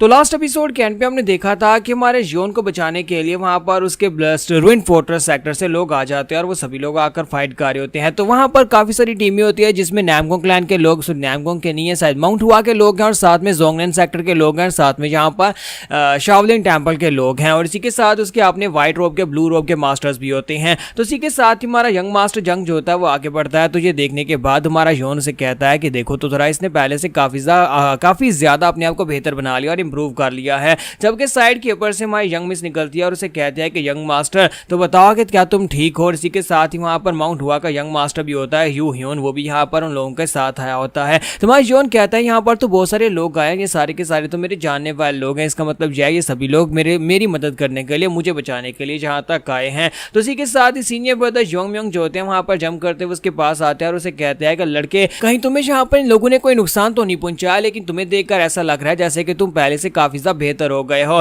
तुम्हारा जियोन कहता है कि हाँ, मुझे यहाँ पर इनकी ब्लड शूरा आर्ट को सीखने का मौका मिला और उससे मैंने काफी कुछ नया सीखा है। तो सभी डिसाइपल्स होते हैं वहां पर उसके आसपास आकर खड़े हो जाते हैं और काफी ज्यादा खुश हो रहे होते हैं और इसी के साथ ही दिखाते हैं कि वो लोग जो होते हैं ब्लड फ्लेम कल्ट को पूरी तरह से खत्म करना चाहते हैं। ऊपर उनके मास्टर्स फाइट कर रहे हैं, दोनों लीडर्स फाइट कर रहे हैं, जबकि नीचे यहाँ पर सभी लोग उन सभी लोगों को मार रहे होते हैं, ब्लड कल्ट के लोगों को। और इसी के साथ ही यहाँ पर दिखाते हैं कि एक जो अपोस्टल होता है वो उनकी तरफ आगे बढ़ता है और कहता है देखो तो जरा यहाँ पर कमीने फोर्ट्रेस के लोग यहाँ पर आए हैं, तुम्हें क्या लगा था कि तुम लोग यहाँ पर इतनी आसानी से आओगे और आकर ब्लड फ्लेम कल्ट को खत्म कर दोगे, ब्लड फ्लेम कल्ट इस तरह से इतनी आसानी से खत्म हो जाएगा। तो ये 6th अपोस्टल होता है और 6th अपोस्टल जो है वो 7th अपोस्टल से भी ज्यादा स्ट्रॉन्गर होता है। तो वहां पर आने के बाद हमारा जियोन कहता है कि इस बंदे की पावर जो है वो एक डार्क रैंक यानी कि एक ब्लैक रैंक के कमांडर की पावर लेवल के बराबर हो सकती है या फिर उससे ज्यादा हो सकती है, हम सभी लोग मिलकर इसका मुकाबला नहीं कर पाएंगे। तुम्हारा जंग कहता है ये तो बंदा तो एक अपोस्टल है, जबकि इसी के साथ योंग उनसे कहता है कि परेशान होने की जरूरत नहीं है, बहुत सारे डार्क यानी ब्लैक रोब वाले मास्टर्स इस तरफ आके बढ़े, हमारे कमांडर्स यहाँ तक आते ही होंगे और वो लोग आकर इस अपोस्टल से फाइट करेंगे, इसलिए हमें यहाँ पर इससे फाइट करने की जरूरत नहीं है।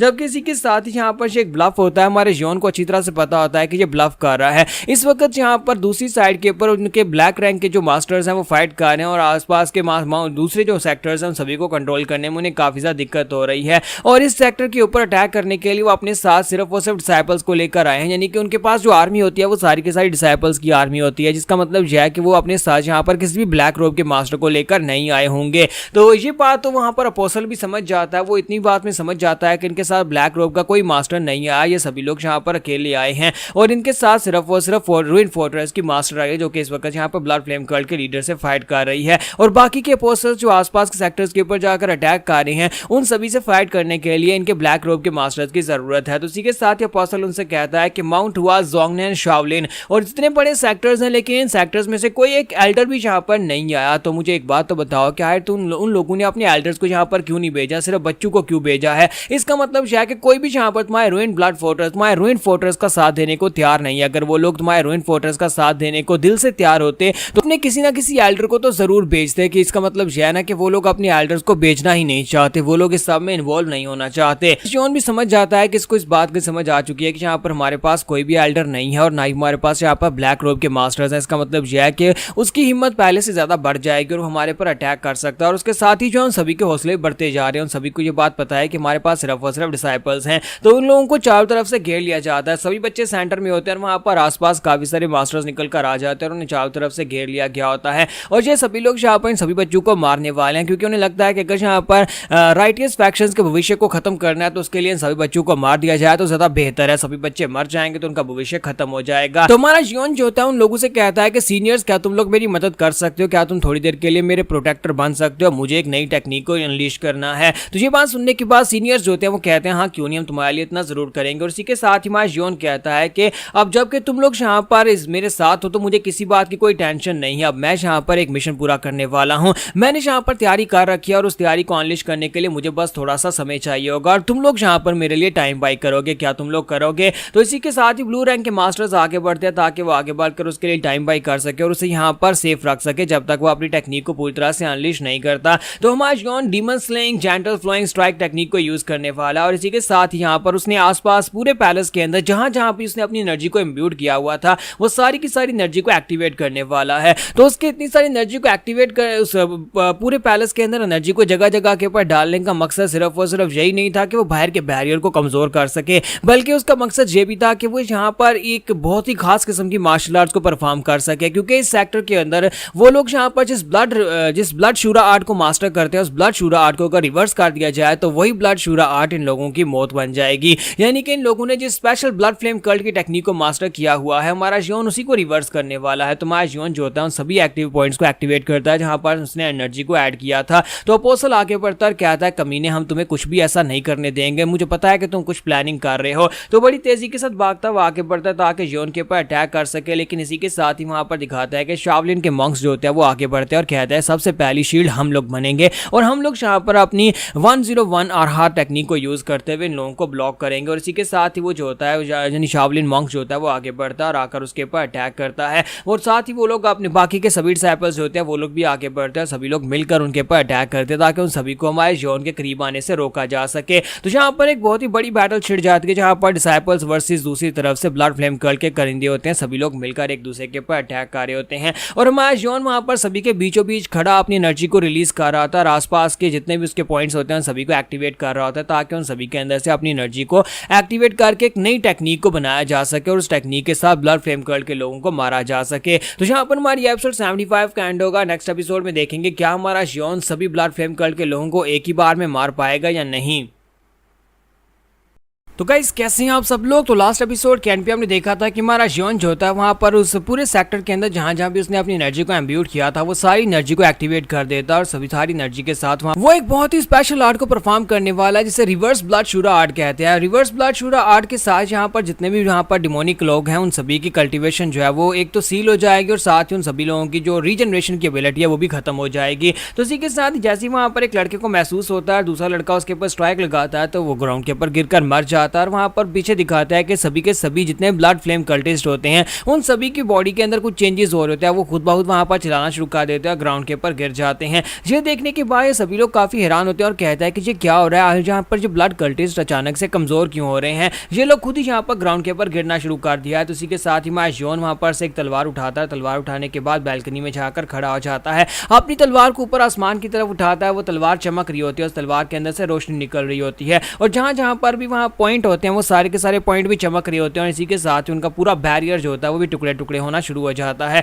और इसी एनर्जी के साथ उनका पूरा बैरियर टूट जाता है और बैरियर के टूटने के साथ जितने भी फ्लेम कल्टिस्ट होते हैं वो सारे के सारे जो कमजोर होते हैं वो पहले मर जाते हैं और जो पावरफुल होते हैं वो भी यहाँ पर थोड़ी देर में उनके अपनी सांसें बंद हो रही होती है या फिर वो खुदकुशी करना शुरू कर देते हैं और एक एक करके वो लोग वहाँ पर मरना शुरू कर देते हैं। तो इसी के साथ ही सभी लोग जो होते हैं वहाँ पर देखते हैं कि ऊपर कोई खड़ा है और उसने यहाँ पर बहुत ही पावरफुल लाइट को रिलीज किया है। तो यंग ग्रैंड रिसेप्टर जो कि उनके लिए ग्रैंड रिसेप्टर था और दूसरों के लिए यहाँ पर यंग मास्टर है जो कि ब्लू रोब का एक मास्टर है, उसने यहाँ पर इतनी पावरफुल एनर्जी को रिलीज किया है कि इस एनर्जी के साथ ब्लड फ्लेम कल्टिस्ट जो है वो इस एनर्जी को बर्दाश्त नहीं कर पाया और खुद ही यहाँ पर मर गए। तो सभी लोग देखकर बहुत हैरान हो जाते हैं और कहते हैं कि ये क्या, हम लोग कहीं यहाँ पर अपने लिए खुद ग्रिम रीपर को अपने पास तो नहीं लेकर आए। तो ब्लड फ्लेम कल्टिस्ट और अपोस्टल सोच रहे होते हैं कि हम इस लड़के को अपनी ब्लड शूरा आर्ट को अपग्रेड करने के लिए लेकर आए थे ताकि हम लोग इसकी मदद से बीजिंग के ऊपर जाकर राज कर सके, लेकिन यही लड़का हमारी मौत की वजह बन रहा है, इसी लड़के ने यहाँ पर हमारे साथ ये सब कुछ किया है और हम सभी लोग यहाँ पर मरने वाले हैं। तो सब हमारे जो राइट के सेक्टर के लोग होते हैं वो सभी लोग तो उसकी तारीफें कर रहे होते हैं और कहता है कि देखो तो जरा यहाँ पर हमारा यंग मास्टर कितना ज्यादा बेहतर है,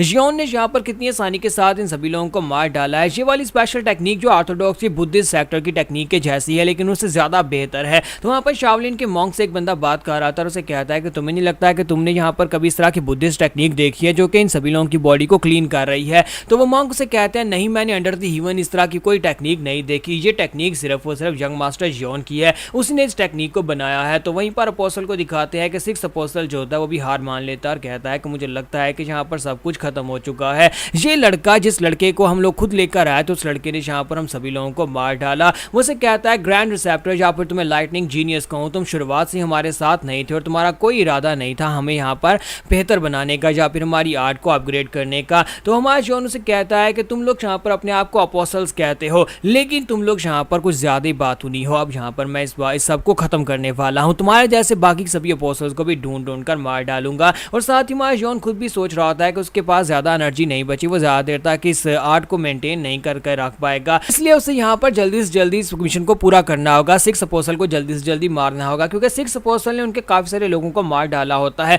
और हमारा जॉन सोच रहा था अगर मैंने इसे जल्दी से नहीं मारा तो मेरी एनर्जी खत्म हो जाएगी और मैं इसे नहीं मार पाऊंगा। लेकिन इसी के साथ दिखाता है कि 6 अपोस्टल जो होता है वो आगे बढ़कर जब अटैक करने लगता है तो उसकी बॉडी के ऊपर बहुत सारी स्ट्राइक्स लगती हैं और उसकी बॉडी वहीं पर कट के ग्राउंड के ऊपर गिर जाती है। इतनी सारी स्ट्राइक्स लगती हैं कि उसकी बॉडी वहां पर कट के गिरती है और साथ ही वहां पर एक एनर्जी ब्लास्ट होता है, एक धमाका होता है। तो हमारी जो फोर्ट्रेस लॉर्ड होती है वो नीचे उतर आती है और नीचे उतरने के बाद उन सभी बच्चों की तरफ देखते हैं। सभी लोग उसके सामने घुटने टेक देते हैं और कहते हैं कि फोर्ट्रेस लॉर्ड आपको बधाई हो कि आपने यहाँ पर जीत हासिल की, आपने ब्लड फ्लेम कल्ट के लीडर को हरा दिया। और इसी के साथ ही वो जॉन की तरफ भी देखते हैं। हमारा जॉन जो होता है अपनी मास्टर की तरफ देखता है, तो मास्टर आगे बढ़ते हैं और उससे कहते हैं कि लड़के तुमने बहुत ही अच्छा काम किया है, अब मैं यहाँ पर तुम्हें रेस्ट देती हूँ, तुम्हें यहाँ पर सोने का कहती हूँ। और साथ ही वो आगे बढ़ती है और हमारे जॉन से कहते हैं कि तुम रेस्ट कर सकते हो। जैसे ही वो उसके करीब जाती है इसी के साथ हमारा जॉन वहीं पर बेहोश हो जाता है। यानी कि मास्टर को पहले से पता था कि उसने जिस टेक्निक को रिलीज किया उसकी वजह से उसकी एनर्जी इतनी ज्यादा खत्म हो जाएगी कि वो बेहोश हो जाएगा। तो इसी के साथ ही मास्टर जो है उसे उठाकर अब वापस ले जाएंगी। तो यहाँ पर हमारी एपिसोड 76 का एंड हो जाता है और जब नेक्स्ट चैप्टर आएंगे तब यहाँ पर उनको भी एक्सप्लेन करेंगे।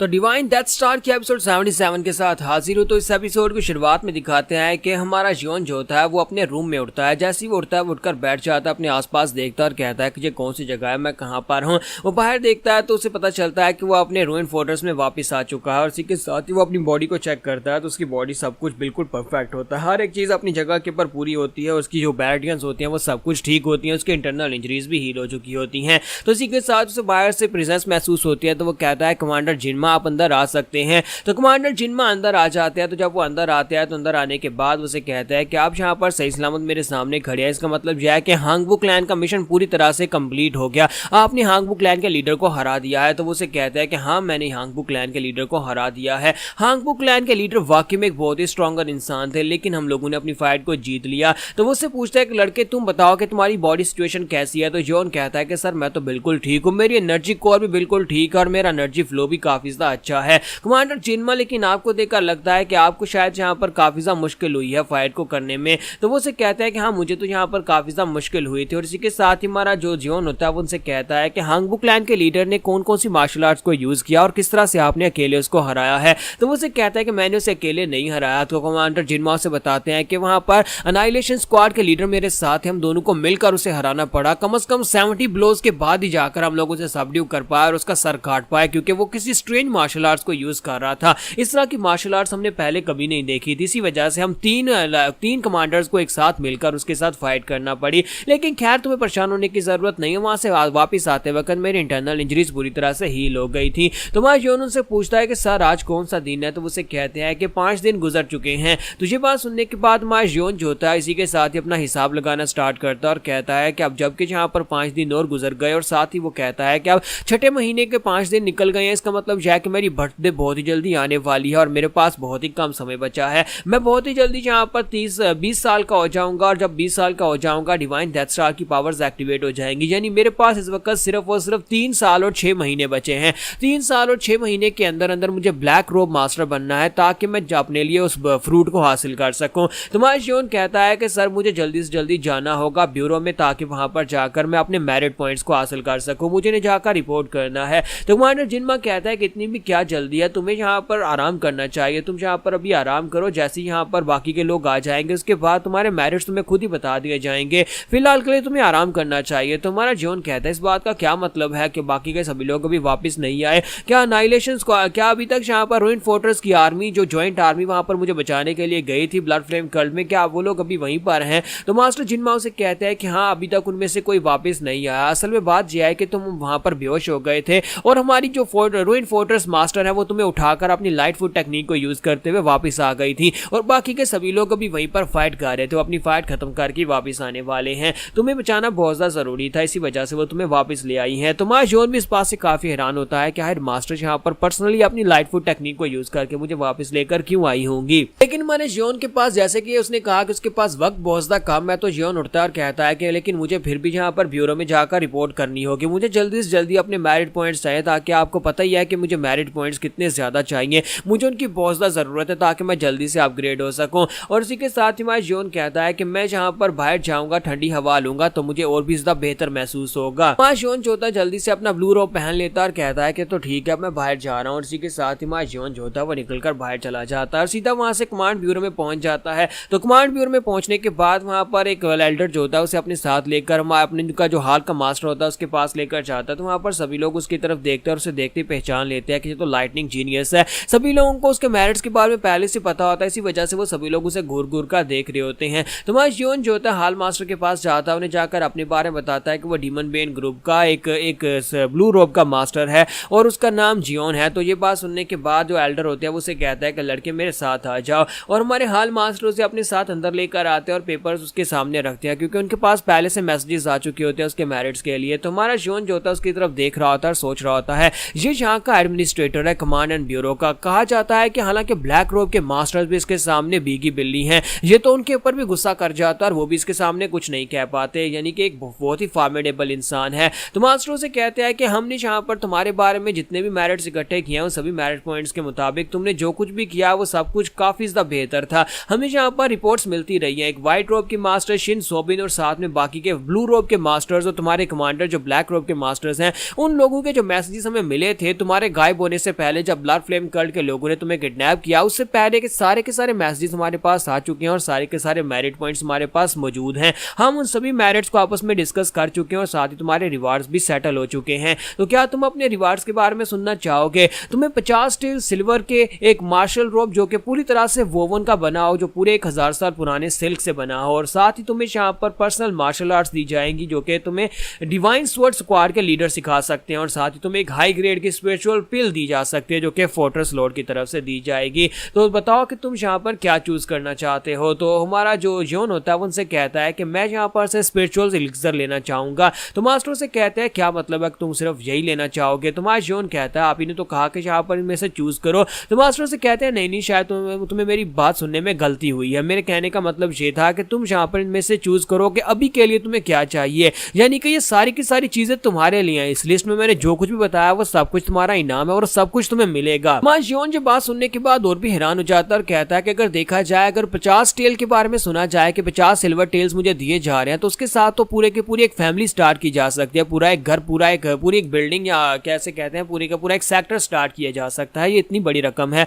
और साथ में मुझे यहाँ पर स्पेशल मार्शल आर्ट्स और साथ में एक रोब दिया जा रहा है। ये सारी की सारी चीजें बहुत ज्यादा खास हैं, इतनी सारी चीजें मुझे इनाम में दी जा रही है। तो हमारा जियोन कहता है ये कुछ ज्यादा नहीं है। तो एडमिनिस्ट्रेटर उससे कहते हैं नहीं बच्चे ये कुछ ज्यादा नहीं है, तुमने ड्रैगन फीनिक्स समिट के अंदर जो कुछ भी किया हम सभी को अच्छी तरह से पता है। वहां पर हमारे डिसाइपल्स की जान बचाने के लिए तुमने बहुत सारे ब्लड फील्ड्स को अपनी स्पेशल मार्शल आर्ट्स के साथ मारा था, और उसके बाद जब मिशन स्टार्ट हुआ तो तुमने नॉर्दर्न जिले में जाकर 6 ब्लड कल्टिस्ट के ठिकानों को ठिकाने लगाया और साथ ही उनके बहुत सारे ब्लड फील्ड्स को मार डाला, और अपने साथ सिर्फ 2 ब्लू रोब के मास्टर्स को तुम लेकर गए थे। इसका मतलब यह है कि हमारे ब्लू रोब के मास्टर्स बहुत ज्यादा कीमती होते हैं।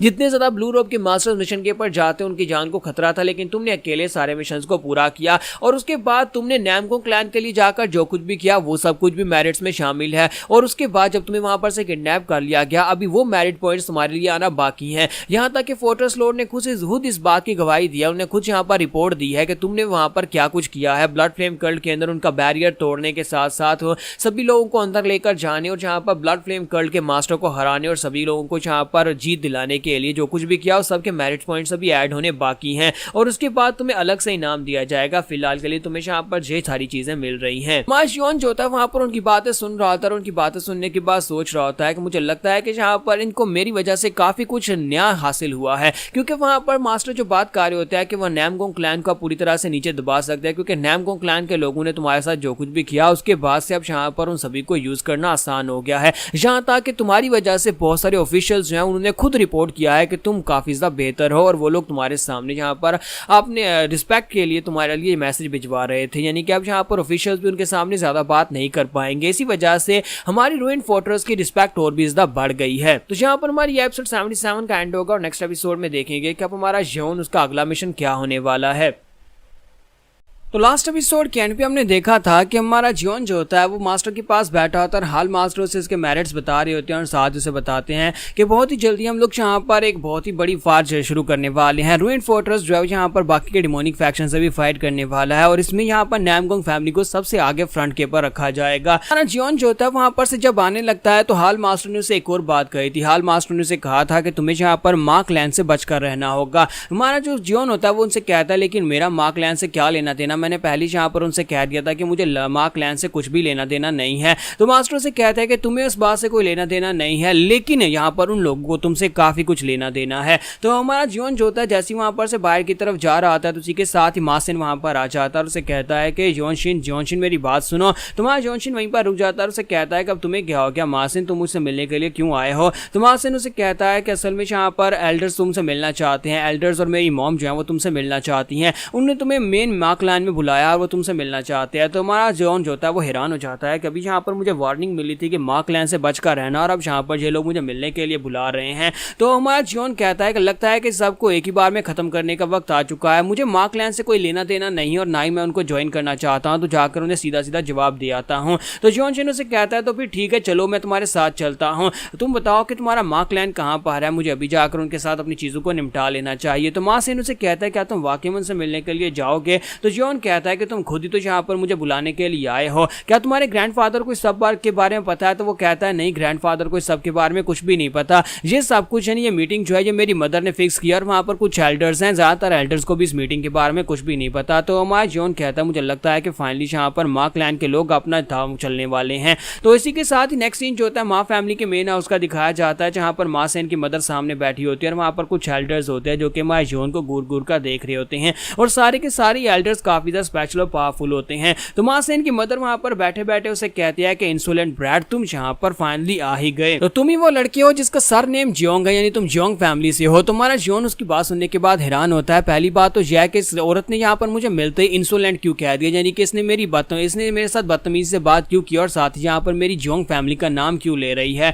तो हमारा जियोन जो होता है उसकी बात को इग्नोर करते हुए माँ सेन से कहता है कि आज ये औरत तुम्हारी माँ है, और इसी के साथ ही हमारा जियोन जो होता है वो चेक कर रहा होता है कि ये औरत किस नेचर की है, क्योंकि उसने उसकी बात को इग्नोर कर दिया। खासतौर पर ज्यादातर नोबल्स जो होते हैं जब उनकी बात को इग्नोर किया जाए तो वो गुस्सा हो जाते हैं। तो हमारा जियोन यही चेक करना चाह रहा होता है कि मैंने यहाँ पर इसकी बात को इग्नोर किया, इसे जवाब नहीं दिया तो ये आगे से गुस्सा हो जाएगी, लेकिन वो आगे से गुस्सा नहीं होती बल्कि वो उसे जवाब देती है और कहती है कि हाँ मैं माँ सेन की मदर हूँ, मेरा नाम जू जियोंग है। तो जब उसे अपना नाम बताती है तो हमारा जियोन कहता है कि ये तो जू फैमिली से है जो कि नोबल फैमिली है, क्या वाकई में ये जू क्लैन की औरत हो सकती है। तो उसे कहता है क्या तुम इंपीरियल ब्लड क्लैन से हो। तो उसे कहती है कि हाँ मैं इंपीरियल ब्लड लाइन से ही हूँ। तो मदर उसे कहती है कि तुम्हें देखने के बाद तो लगता है तुम काफी ज्यादा कंफ्यूज हो रहे हो, तुम्हें परेशान होने की जरूरत नहीं है, ज्यादातर लोग मेरे बारे में नहीं जानते, मेरी इंपीरियल ब्लड लाइन के बारे में नहीं जानते और मेरी जू क्लैन के बारे में भी नहीं जानते। तो हमारा जो जियोन होता है वो उनसे कहता है कि मैं लेडी जू को ग्रीट करता हूँ, और बाकी के सभी एल्डर्स जो होते हैं वो सभी लोग भी यहाँ पर देख रहे होते हैं कि ये लड़का यहाँ पर किस तरह से आगे से रिएक्ट करेगा। तो इसी के साथ ही मदर उसे कहती है कि मैं तो बस यहाँ पर चेक करना चाहती थी कि तुम कितने बहादुर और तुम किस तरह से यहाँ पर बात करते हो, लेकिन जैसा तुम्हारे बारे में बताया गया था तुम वाकई में यहाँ पर काफी ज्यादा शानदार और तमीजदार भी हो। मैंने बीजिंग को छोड़े हुए काफी अरसा हो गया, यानी कि मैं इंपीरियल फैमिली से हूँ, इसी वजह से मैं हर किसी के साथ एटीट्यूड से ही बात करती हूँ, यानी कि मैंने यहाँ पर आते ही तुम्हारे साथ बदतमीजी से बात की, जो मेरी नेचर के अंदर है। तुम समझ सकते हो कि इंपीरियल फैमिली के लोग इसी तरह एटीट्यूड से ही बात करते हैं, इसलिए प्लीज मुझे माफ कर देना, लेकिन तुम भी काफी ज्यादा कमाल के लड़के और तुमने इस बात को इग्नोर कर दिया। तो हमारा जो जियोन होता है वो सोच रहा होता है कि हाँ ये बात वाकई में सच है कि इंपीरियल फैमिली के लोग बाकी के आम लोगों से इसी तरह बदतमीजी से ही बात करते हैं। जियोन कहता है कि इन सभी बातों को छोड़ो, मुझे ये बताओ कि तुमने मुझे यहाँ पर क्यों बुलाया है और तुम्हें मुझसे क्या काम है। तो मदर उसे कहती है कि मैं तो बस यहाँ पर तुम्हारे बारे में देखना चाहती थी कि यार सभी लोग तुम्हारी तारीफें क्यों कर रहे हैं, जहाँ तक कि रूइंड फोर्ट्रेस की मास्टर ने भी तुम्हें अपना डिसाइपल बना लिया, तुम्हारे अंदर कुछ ना कुछ तो होना चाहिए। रेडिएंट डीमन स्क्वाड के लोग भी तुम्हारी तारीफें कर रहे हैं और तुम यहाँ पर बहुत सारे मेरिट्स हासिल कर रहे हो, इसी वजह से मैं देखना चाहती थी और तुम्हें देखने के बाद मुझे यकीन हो गया है कि तुम वाकई में यहाँ पर काफी ज्यादा कमाल के हो। लोग कहते हैं कि तुम रूइंड फोर्ट्रेस के मेन पिलर बनने वाले हो सकता है कि आगे जाकर जाकर तुम रूइन फोर्ट्रेस के नए मास्टर भी बन जाओ। इसी वजह से मैं यहाँ पर तुमसे मिलना चाहती थी, लेकिन मुझे एक बात क्लियर करनी है कि क्या तुम मा क्लैन के नए लीडर बनना चाहोगे? कि मुझे पता है कि coming of the age ceremony में तुमने सभी लोगों के सामने ये बात घोषित की थी कि तुम्हें मा फैमिली के साथ कोई लेना देना नहीं है और ना ही तुम यहाँ पर कभी मा फैमिली के नए पैट्रियार्च बनना चाहते हो। लेकिन क्या ये बात वाकई में अभी भी वैसी है जैसी तुमने की थी? तुम्हारा जॉन जो होता है वो सोच रहा होता है कि इसे लगता है कि शायद मैं यहाँ पर मा फैमिली में इंटरेस्टेड हूँ और अपनी स्ट्रेंथ बढ़ाने के बाद कभी आकर मा फैमिली के ऊपर पैट्रियार्च बनने की रिक्वेस्ट कर सकता हूँ, क्योंकि इस वक्त मैं इकलौता बायोलॉजिकल सन हूँ जो कि इस फैमिली को रिलेट करता है और इसका पैट्रियार्च बनने के लायक है। मैं माँ सेन से बड़ा भी हूँ। इसका मतलब यह है कि सबसे पहला अधिकार मेरा है इस फैमिली का पैट्रियार्च बनने का। तुम्हारा जॉन उन लोगों से कहता है कि मैं पहले भी ये बात कह चुका हूँ कि मुझे सिर्फ और सिर्फ रूइन फोर्ट्रेस के अंदर अपने मकसद को पूरा करने के लिए ज्वाइन करना था। इसी वजह से मैं रूइन फोर्ट्रेस के अंदर हूँ और सिर्फ डीमन बेन स्क्वाड का हिस्सा हूँ। मुझे माँ फैमिली में कोई इंटरेस्ट नहीं है। और इसी के साथ ही वो कहता है अगर तुम्हें इसमें सवाल का जवाब मिल गया हो तो फिर मैं यहाँ पर से जाना चाहूंगा। मुझे लगता है कि माँ सेन एक बहुत ही अच्छा पैट्रियार्च बनेगा और माँ फैमिली को बहुत ही अच्छे से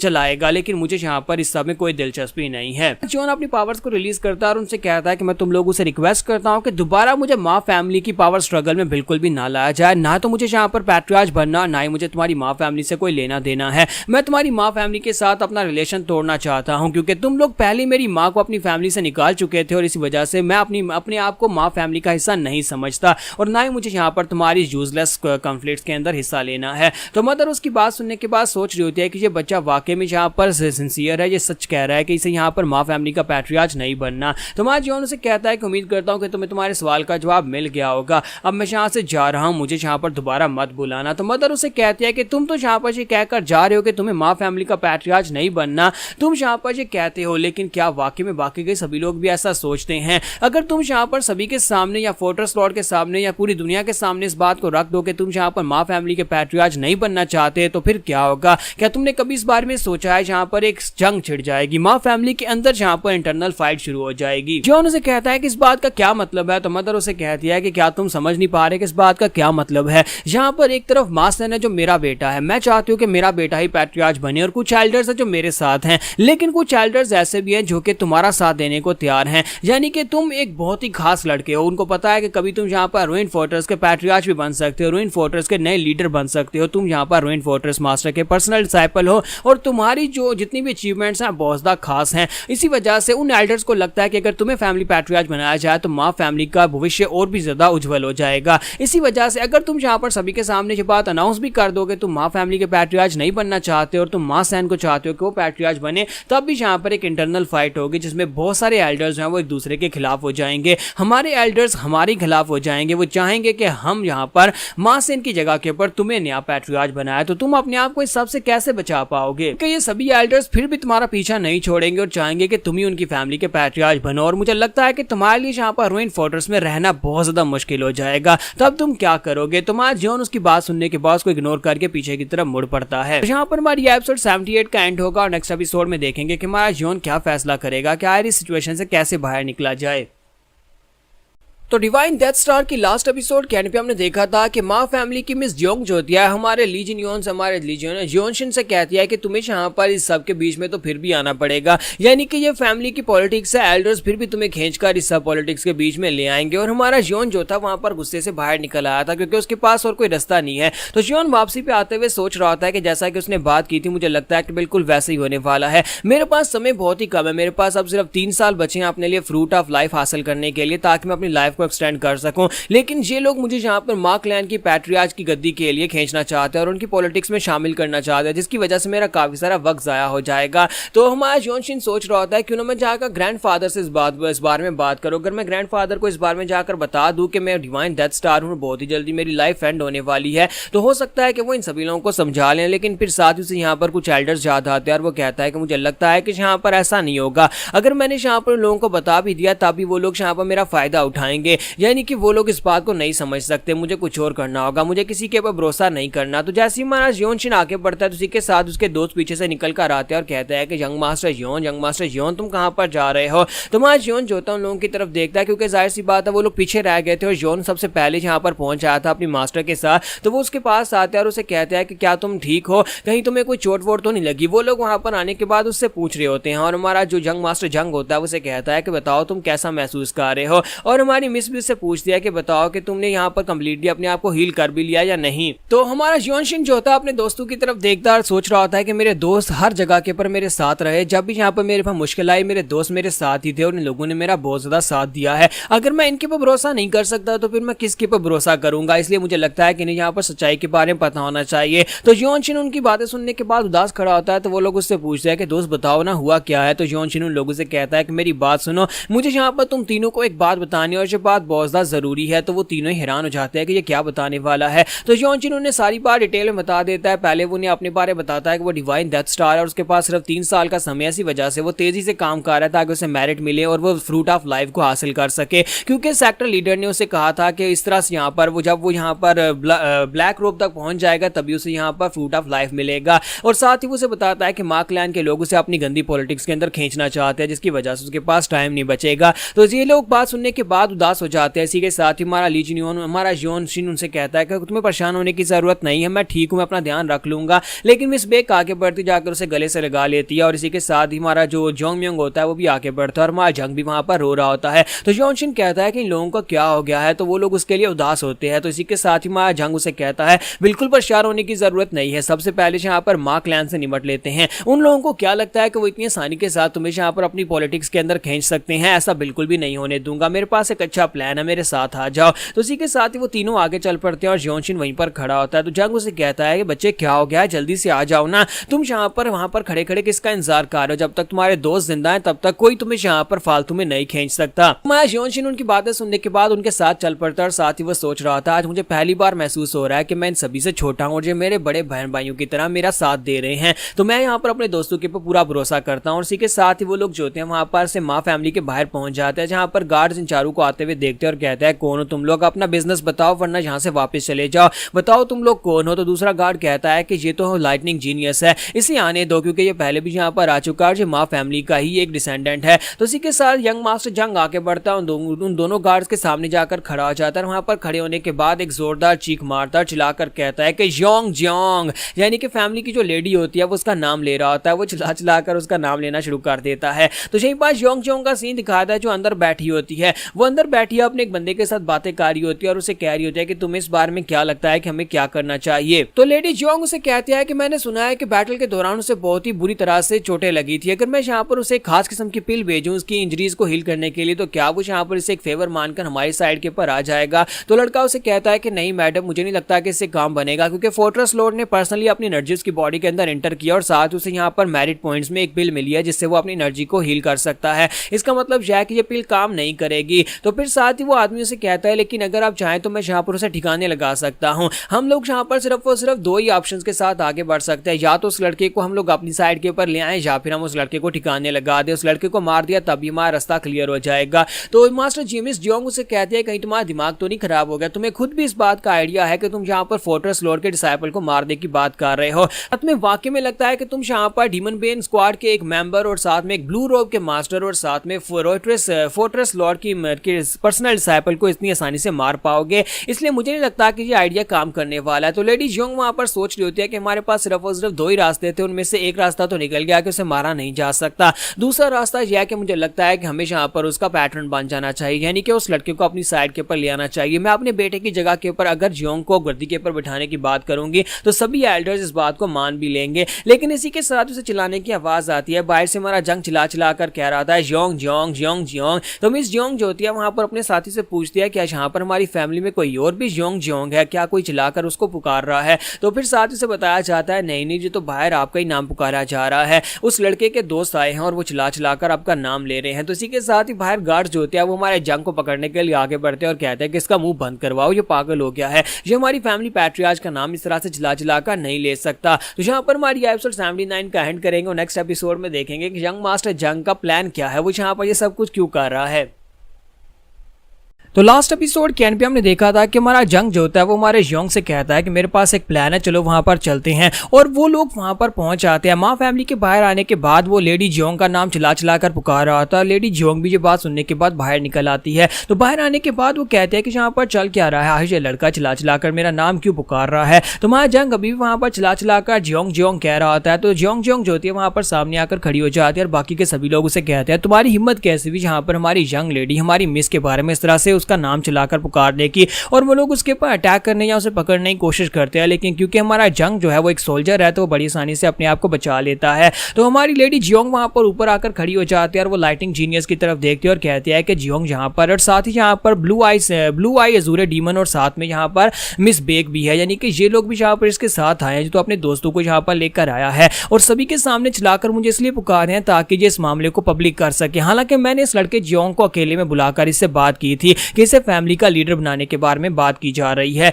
अगर ये बात पब्लिकली फैल जाती है तो फिर हमारे लिए दिक्कत हो जाएगी इस लड़के को अपनी फैमिली का लीडर बनाने के लिए परसुएट करने की। तो लेडी जियोंग जो होती है वो अपनी स्पेशल टेक्निक के साथ अटैक करने के लिए आगे बढ़ती है ताकि वो जंग के ऊपर अटैक करके उसे शांत करवा सके। तो वो कहती है कि इससे पहले कि ये लड़का और चिल्लाए मुझे इसे खुद सबड्यू करना होगा। तो जैसे ही वो अपने हाथ के अंदर अपनी पावर को रिलीज करते हुए जंग के ऊपर अटैक करने के लिए आगे बढ़ी होती हैं, जंग सामने से हटना नहीं है बल्कि हल्का सा मुस्कुरा देता है क्योंकि उनका प्लान यही था। इसी के साथ ही हमारा जियोंग जो होता है वो सामने आकर खड़ा हो जाता है। तो लेडी जियोंग जो होती है वो कभी भी यहाँ पर लाइटनिंग जीनियस के ऊपर अटैक नहीं करना चाहेंगी क्योंकि अगर उसे अपनी फैमिली का लीडर बनाना है और उसे अपने लिए परसुएट करना है तो उसके ऊपर अटैक करना उनकी रेपुटेशन को खराब कर सकता है। लेकिन अब बहुत देर हो चुकी है क्योंकि वो अटैक करने के लिए करीब पहुंच चुकी है। तो वो कहती है कि अगर मैंने यहाँ पर इसको हिट कर दिया तो सारे का सारा प्लान बर्बाद हो जाएगा और हम इसे कभी भी अपनी साइड के ऊपर लेकर नहीं आ पाएंगे और पब्लिक में हमारी इमेज भी खराब हो जाएगी। लेकिन मैं क्या करूं, मैं अटैक को रोक नहीं सकती, बस मैं इसके अंदर से एनर्जी को कम कर सकती हूं। तो लेडी जियोंग वहां पर पूरी कोशिश करती है कि अपने अटैक के अंदर से एनर्जी को पूरी तरह से कम किया जा सके ताकि जहां पर उसे ज्यादा हिट ना लगे।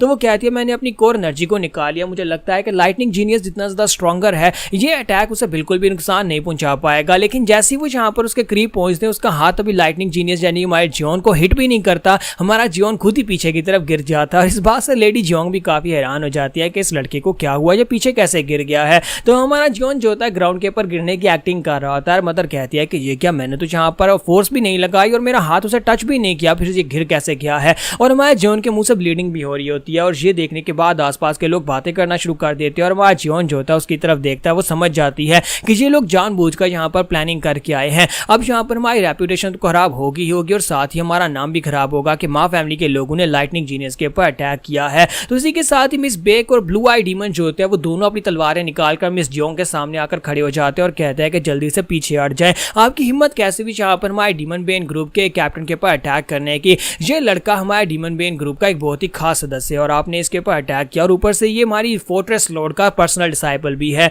तो इस बात से बाकी के सभी लोगों में ये बात फैल जाती है। तो हमारा जंग जो होता है वो फिर से आगे बढ़ता है और उनसे कहता है कि मुझे लगता है कि आपने बहुत बड़ी गलती कर दिया, आपको ये नहीं करना चाहिए था। मिस जियोंग, आपकी बॉडी के अंदर अगर नोबल ब्लड है तो इसका मतलब ये तो नहीं है कि आप किसी के ऊपर भी अटैक कर सकती हैं। आप ऐसे किसी के ऊपर अटैक करके उसको नुकसान नहीं पहुंचा सकती। और साथ ही हमारा जंग फिर से चलाकर कहता है कि देखिए आपने लाइटनिंग जीनियस के साथ क्या किया। और वो जोर दे देकर एक बात कह रहा था कि लाइटनिंग जीनियस जिसने हमारे सेक्टर के लिए इतना कुछ किया, जिसने हमारे सेक्टर का नाम बढ़ाया, जिसके जो कि फोर्ट्रेस लॉर्ड का पर्सनल डिसाइपल है, आपने उसे जख्मी कर दिया। सभी जानते हैं कि वो अपने मिशन से अभी भी वापस आया, उसे किडनैप किया गया था और उसकी बॉडी के अंदर इंटरनल इंजरीज थी, लेकिन फिर भी आपने उसके ऊपर अटैक किया, आपको इसके ऊपर बिल्कुल तरस नहीं आया। तो लोगों की राय बदल जाती है। आसपास जो लोग खड़े होते हैं वो सारे बातें करना शुरू कर देते हैं कि माँ क्लैन के लोग इस लड़के के साथ ऐसा कैसे कर सकते हैं। लगता है कि इस लड़के ने पब्लिकली उनको मना किया था कि वो इनकी फैमिली का सक्सेसर नहीं बनना चाहता, इसी वजह से माँ फैमिली की लेडी ने उसके ऊपर डायरेक्टली अटैक कर दिया है। इसका मतलब यह है कि वो अपना गुस्सा उतार रहे हैं। तुम्हारे जंग का काम हो जाता है और लेडी भी समझ जाती है कि यहाँ पर इन लोगों ने अपना प्लान वाकई में सक्सेसफुल कर लिया है। तो लेडी जियोंग कहती है कि मैं यहाँ पर तुम्हारी इस गेम का हिस्सा बिल्कुल भी नहीं बनने वाली और मुझे पता है कि तुम ये सब कुछ क्यों कर रहे हो। अच्छा ठीक है, मैं तुम्हारी बात समझ जाती हूँ कि तुम हमारी फैमिली का हिस्सा नहीं बनना चाहते हो, ना ही सक्सेशन वार या पॉलिटिक्स का हिस्सा बनना चाहते हो। ठीक है, मैं इस बात को मान लेती हूँ और मैं तुम्हारे इस जंग मास्टर जियोंग की विशेष को भी मान लेती हूँ कि वो इस फैमिली का हिस्सा कभी नहीं बनेगा। लेकिन मुझे उम्मीद है कि बाकी के एल्डर्स यहाँ पर कभी भी इसे अपनी सक्सेशन वार का हिस्सा नहीं बनाएंगे, क्योंकि मैं तो यहाँ पर मान गई हूँ तुम्हारी एक्टिंग की वजह से, लेकिन बाकी के एल्डर्स मानेंगे या नहीं इस बारे में मैं कुछ भी नहीं कह सकती। और लेडी जियोंग वहां से पीछे की तरफ मुड़ जाती है, यानी कि उसे पता चल गया है कि ये कभी भी उसकी साइड के ऊपर नहीं आने वाला। और उसके चले जाने के बाद माँ जंग जो होता है उसे कहता है कि जंग मास्टर जियोंग अपनी आंखें खोलो, वो चली गई है, हमारा काम हो गया है। तो वो उसे कहता है कि वाकई में काम हो गया। मुझे लगता है कि वो यहाँ पर इस बात को समझ चुकी है कि मैं कभी यहाँ पर माँ फैमिली की पॉलिटिक्स का हिस्सा नहीं बनना चाहता। तो जंग भी आगे से मुस्कुराना शुरू कर देता है और कहता है देखा तुम्हारे दोस्तों ने मिलकर तुम्हारा काम कर दिया ना। तो यहाँ पर हमारी एपिसोड 80 का एंड हो जाता है। नेक्स्ट एपिसोड में देखेंगे कब आगे क्या होगा।